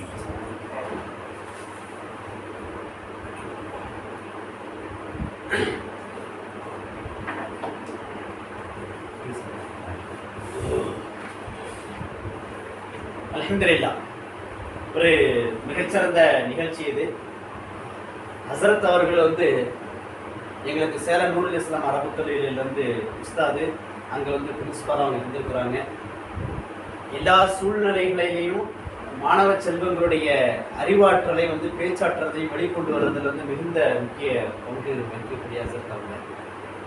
அந்த வகையில் வந்து இங்கே மதுரைக்கு வர்றாங்கன்ற ஒரு செய்தி தெரிஞ்ச உடனடியாக இது மாதிரியான ஒரு நிகழ்ச்சியில் வந்து ஏற்பாடு செஞ்சுருக்கிறோம். ஹசரத் அவர்களுக்கு இந்த நிகழ்ச்சி நல்லபடியாக நடத்தி கொடுத்த வந்து அல்லாவுக்கு வந்து முதல்ல வந்து ஜிசாக்குல்லா, அல்லாவுக்கு வந்து எல்லா புகழும். ஹசரத் அவர்களுக்கும் வந்து ஜிசாக்குல்லா சொல்லிக்கிறோம். அடுத்ததாக வந்து இந்த நிகழ்ச்சிகளை வந்து சரியான முறையில் வந்து கட்டமைத்து கொடுத்த தர்கா பள்ளியினுடைய இமாம் அவர்கள், எங்களுடைய அருமை வழிகாட்டி ஷேக் மதர் நாஃபி ஹசரத் அவர்களும் இந்த நிகழ்ச்சியை வந்து எப்படிலாம் வந்து அரவணைச்சு செய்யலாம், எப்படிலாம் வந்து இதை வந்து முடிவெடுத்து நடத்தலாம் அப்படின்றதுக்கு வந்து நல்ல வழிகாட்டியாக இருந்த கோரிப்பாளையம் அப்துல் ரஹ்மான் பள்ளி, மஸ்ஜித் ரஹ்மான் பள்ளியுடைய இமாம் அவர்கள் பீர்காஜா நாஃபி அவர்களுக்கும் சொன்ன உடனே வந்து எந்த நேரமாக இருந்தாலும் வந்து எல்லா சூழ்நிலையிலையும் வந்து நம்ம வந்து தயாராக இருக்கிறோம் அப்படின்னு சொன்ன வந்து எங்களுடைய அருமை அண்ணன் மாடக்குளம் முஸ்லிம் நபி ஸல்லல்லாஹு அலைஹி வஸல்லம் பள்ளியுடைய இமாம் அக்பர் அண்ணா அவங்களுக்கும் நம்பி, அத்தோடு அவங்களுடைய அணியில் இருந்த அஷ்ரஃப் அலி ஆதம் அலைஹிஸ்ஸலாம் பள்ளியுடைய இமாம் சூர்யாலபுரம் மதார் ஹசரத் அவர்களுடைய அருமை மருமகனர் அவங்களுக்கு வந்து ஜிசாக்குல்லா சொல்லிக்கிறோம். ரொம்ப குறுகிய நேரத்தில் தான் நேற்று தினத்தில் தான் வந்து ஷேக் அப்துல்லா நாஃபி ஹசரத் அவங்களுக்கு வந்து சொன்னோம், இப்படி ஒரு நிகழ்ச்சி ஏற்பாடு பண்ணியிருக்கணும்னே.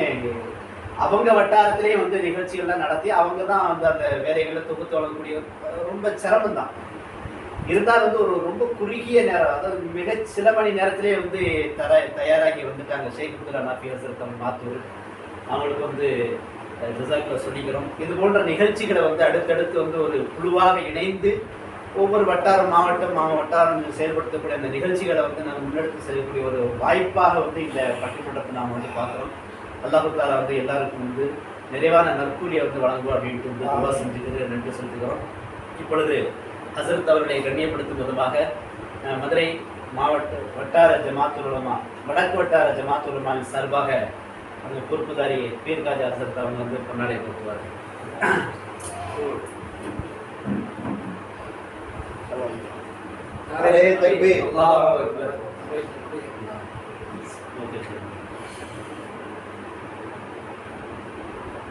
செலவாத்தோடு நிகழ்ச்சி முடிவடைகிறது.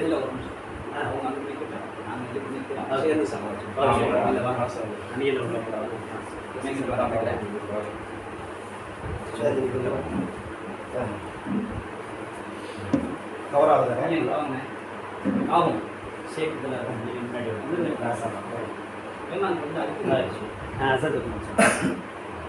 நாங்கள் தெரியும், எல்லாருக்கும் தெரியும், தெரியும், எல்லாரும் தெரியும்.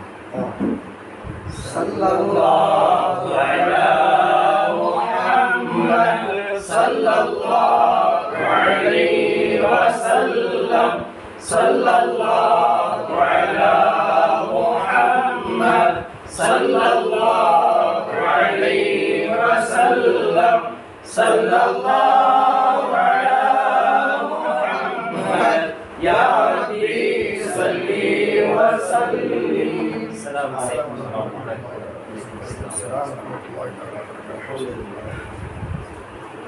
وبركاته.